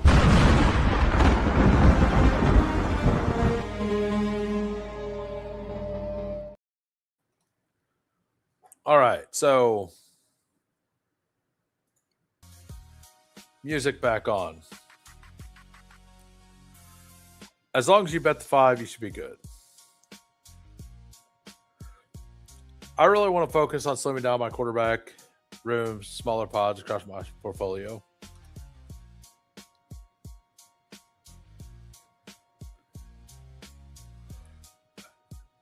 Yeah, yeah, it really does. Like, that was a mix between Jamie sent me the audio files and I found the background music, and I knew exactly what I wanted when I told him, hey, I want this as a voice. He got that for me. I made the little clip. Like, I'm literally drafting a handful of quarterbacks. That's it. Oh, got it. I don't draft Hurts, T-Law, Daniels, Shuck. Like, those are two of my stand guys. Like, Daniels and Shuck, I think you're going to regret. I haven't. Oh, the Tutty? Yeah, the Tutty. I've done a couple Tutties, but I've done it in the dumbest way. I haven't maxed it, like, done it the right way. I've just thrown a couple shares in. What running backs are left?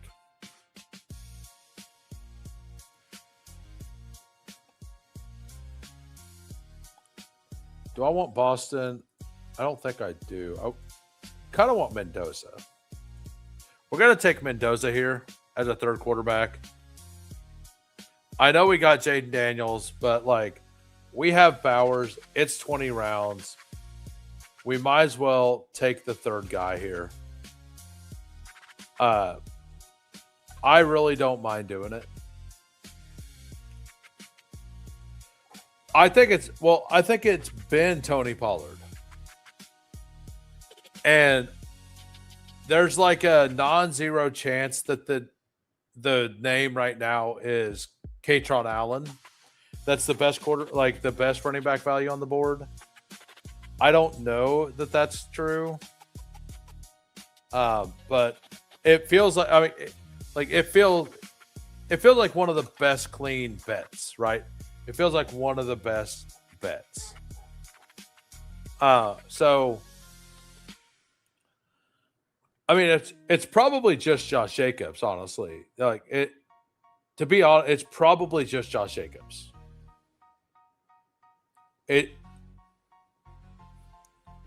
Yeah, Harvey's interesting.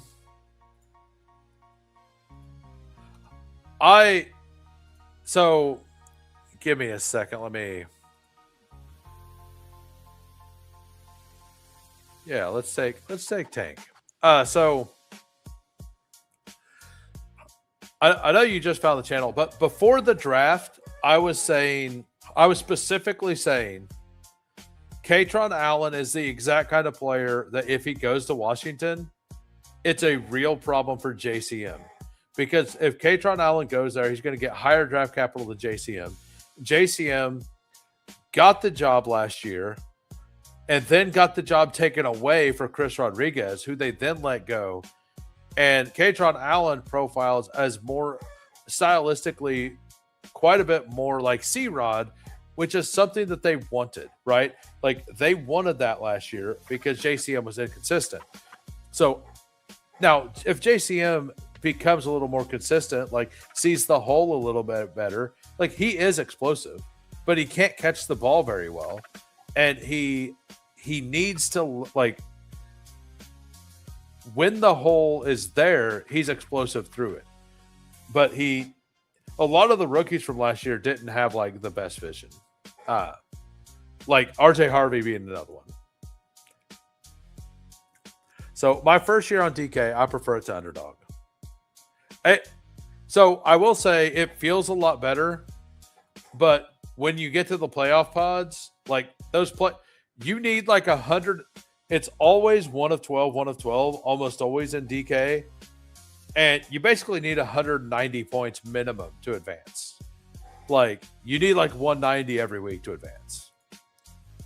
Yeah, it does. Like 20, it really feels so much better to be able to take some extra shots.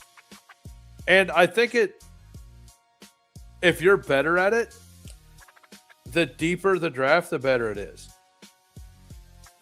So, yeah, like I'm pretty in on Rachaad White. I'm more in on Katron Allen because of cost. Like Rachaad White, like for sure has a role, and they're already talking him up about how good he is out of the backfield. So that's something that you just kind of need to know, like take notice of, right? So I would love to get Dulcich here, or let's go by ADP real quick. Yeah, let's take Dulcich. I don't take a lot of Dulcich. I know it doesn't grade the best with Bowers, but we're gonna do it anyway. I need some Dulcich. I honestly don't love the Dulcich bet, but it is fine. And Katron Allen is a pick that I keep making over here on DK. The extra round just makes it feel so much better. And in a running back, I've been doing a lot more like heavy wide receiver starts, and he just fits those rooms quite a bit. And with the Woody Marks bet, with the Jalen Warren and Tootin to give us some guaranteed points, I can take these shots at the end. And this is probably going to be a 7. It's probably going to be a 3-7-7-3. I'm guessing. And it is a stack. Like Katron Allen has, like, he's not known for pass catching, but he also wasn't really asked to do it. So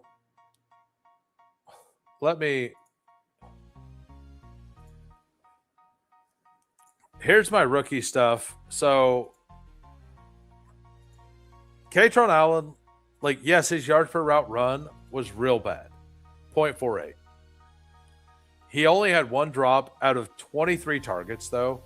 And the year before, he only had 2 drops out of 25 targets. Now, I don't know why he specifically couldn't get the yards per route run up. But like 23 targets and 18 receptions, like that's not 0, right? Like people say that he's not good out of the backfield.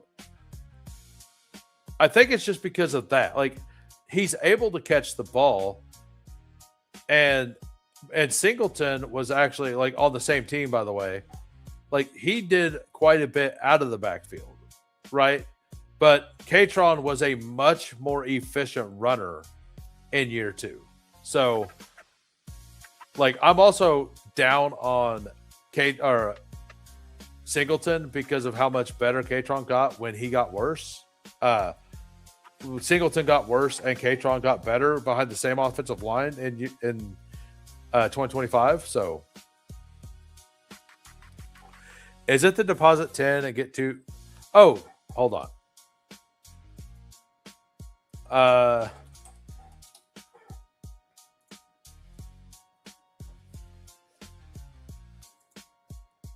There's a try NFL Best Ball. This right here. You go to rewards, you go to promos. You just get a free $3 ticket. I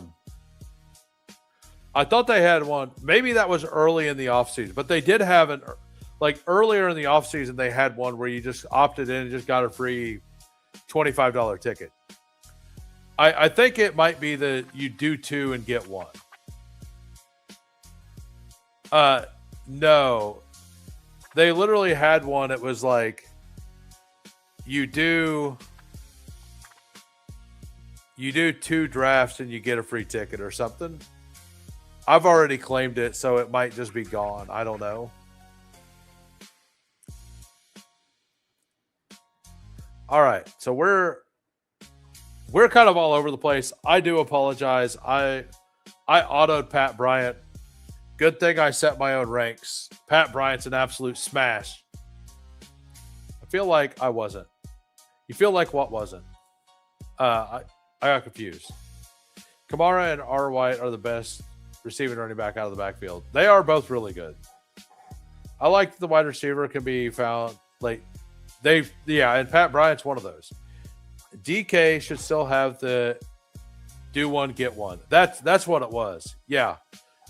You do one $25 draft, you get one for free. That's what it was. It wasn't just get one.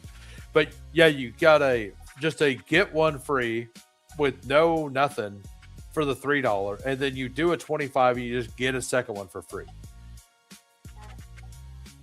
I don't. Because I would like to sleep more than 3 hours tonight.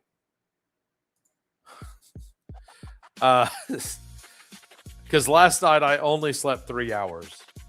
And yeah. You don't have the free $3 one? Maybe it expired or something.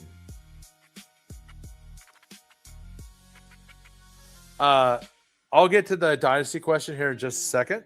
Let me make my pick. Let's take James Conner. I'll take a James Conner share there. Hope he goes somewhere. All right, so should I trade Kyren or ETN Dynasty League? So for what? Like what are we trying to trade him for? And Dynasty trade questions, like I need to know your whole roster. And I need to know like how many, like, do you start 2 with a flex? And is one of those going to be your flex? Like, what is it? An upgraded quarterback? Yeah, Gino in the 19th is nice. Like, I kind of do regret taking Mendoza now, to be honest with you. I couldn't go to sleep after your stream. Him and Herbert for Lamar or something. No, I would not do that for sure. I think Herbert might just be MVP this year. And Kyren, like, if you're wanting to get rid of Kyren because you're worried about the quorum stuff, like, you could go ahead and do that. There will probably, the thing is, you're probably not going to get a lot of value out of Kyren right now because it's a lot of people are fearful on him.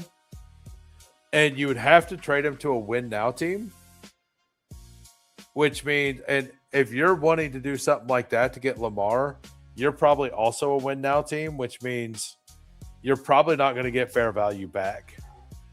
Because the only way you'd get fair value out of Kyren is to get like future draft capital, right? So we got Bowers and Dulcich. We could stop there. I think we do stop there, honestly. Ted Hurst would be fun. Surratt's fun. I love Torrey Horton. Jaden Daniels. We got Stroud. We've already done that. We got the Mendoza thing. I'll take a last round Ted Hurst. Yeah. I'm definitely a Hampton guy. I'm an anti Keaton Mitchell guy too. I am an anti Keaton Mitchell guy. Oh, I love Thornton as a pick. All right, so we're gonna go over the team. We got Jay Daniels, Baseball Tootin, Jalen Warren, Puka Nakua, Nico Collins, Terry McLaurin, Brock Bowers, Makai Lemon at the flex, bench, Jonathan Brooks, Wandell Robinson, CJ Stroud. We had to pull him up because we were worried. And then Malik Willis fell all the way back. Stephon Diggs, Woody Marks, Mendoza, Tank Bigsby, Greg Dulcich, Keenan Allen, Pat Bryant, James Conner, Ted Hurst. Honestly, feels pretty solid. Let's look at what the one hole did. I know they're not a member, but let's see. Bijan, Egbuka, Scatabo, DJ Moore, Quinshon Judkins, Alec Pierce, Stevenson. So they honestly did nothing else. Like, okay, other than Mac Jones, they did nothing else like really weird. They just pulled two guys from this side of the board over here. So yeah, I think that this kind of turned out pretty well. We got is that it? Do we not have, is anybody in here a member? Well, I do believe, I don't think anybody that's watching is a member. Is this the first draft I've done with McNix? Let me know. And by the way, if you guys are new to the channel and you've enjoyed the content, go ahead and hit the sub. We're trying to get to 1,000. But we will be on yeah, like if you want to lace like a full thing out, I can help you before I log off, but I'm going to log off here shortly. I'm not wanting to just not answer your question. But we will be on tomorrow night at 6:30 p.m. Central Time. We still don't have Superflex, so we can't do no Superflex on Sundays, right? Like, we need Superflex back. That's what we need. We need the Superflex. We need to have our brand back. That's what we need. We need it. We needs it. So we'll be back tomorrow with that. I had a great time tonight. If anybody has any questions or anything before I head out, let me know. I really think Hampton could just be the best of that 1-2 turn group. I don't include Genty. Yeah, I don't include Genty either. I kind of like I like Hampton and Walker, right? Like, I like Hampton, Walker, Chase Brown a lot there. I don't want to like full fade Barkley or Cook. I'm probably going to be 4 to 5% Barkley and Cook and 12% Walker, Hampton. I'm gonna have like, I'm not a pull up A-chain guy. Sorry, Peppertoni. I can't. I'm going to fade the Dolphins for the most part this year. I'll take some Dulcich because he's super late. I'll add some random Malik Washington here and there, but until A-chan is like pick 20-ish, I don't want much to do with him. I have gotten a couple shares lately at pick 20. And on DK, I do think it's a better bet, although I don't really think A-chan's going to catch near the amount of passes this year with Malik Washington throwing the ball.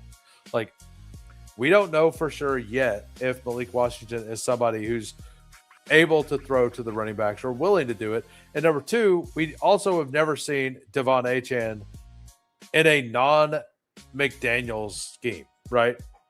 So, speaking of Hampton, like, that's the other part of Hampton's thing. Like, Hampton last year, we'll go back to the other sheet.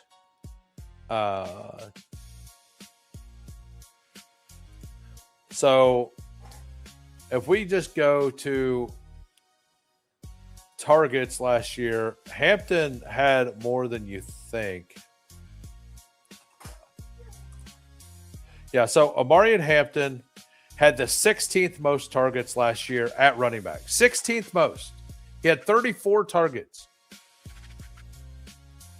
Look at this list, though. 17 games, 17, 17, 16. Scatabo, 8. Crushed it, by the way. Oh, wait. Hold on. I'm an idiot. Hold on. Okay, 32nd most. Hold on. I'm an idiot, guys. So 32nd most. He had 34 targets in 9 games. So that's like almost 4 targets a game, right? That's 3.5 receptions a game. 3.5 receptions a game puts him over 50 receptions, right? And that was in a non-McDaniel offense. If you go to 50 receptions, that puts you in the top 8 running backs at receiving. People don't realize that he's really, really good at that. And Herbert does throw the ball to the running backs.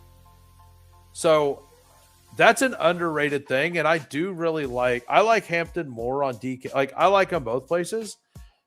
Keaton Mitchell has never been a receiving back in the pros.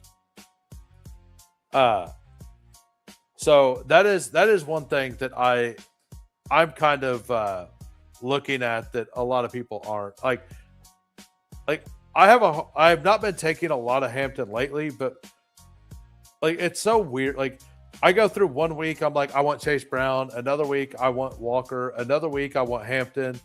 Another week, this week, my stand for the Poodle was I just took Bowers every draft in round 2. I just made him my 112 and just drafted that way. Got a lot of interesting teams. I'm not going to say it's going to work out, but I did that last year with Puka in the first round, made him my 101, and that worked out. So this year, I'm doing it with Bowers for 2 reasons. Number one, because I think Bowers is a really decent pick, a really good pick. And number 2, I was like right at weight, and I wouldn't mind being overweight. And I think the best way to do that is to just stay at weight with him through most contests and just pick a contest to make a stand on him. And that's what I did. I picked the Poodle to make a stand on Bowers. So, but anyway, I want to thank you all for coming out. Thank the few of you who support, like BS Fun for the member, W for the gifted, Alex for the super chat, and for everybody who subbed. Hopefully you come back. I'll be on tomorrow, 6:30 p.m. Central. Have a great day. Peace.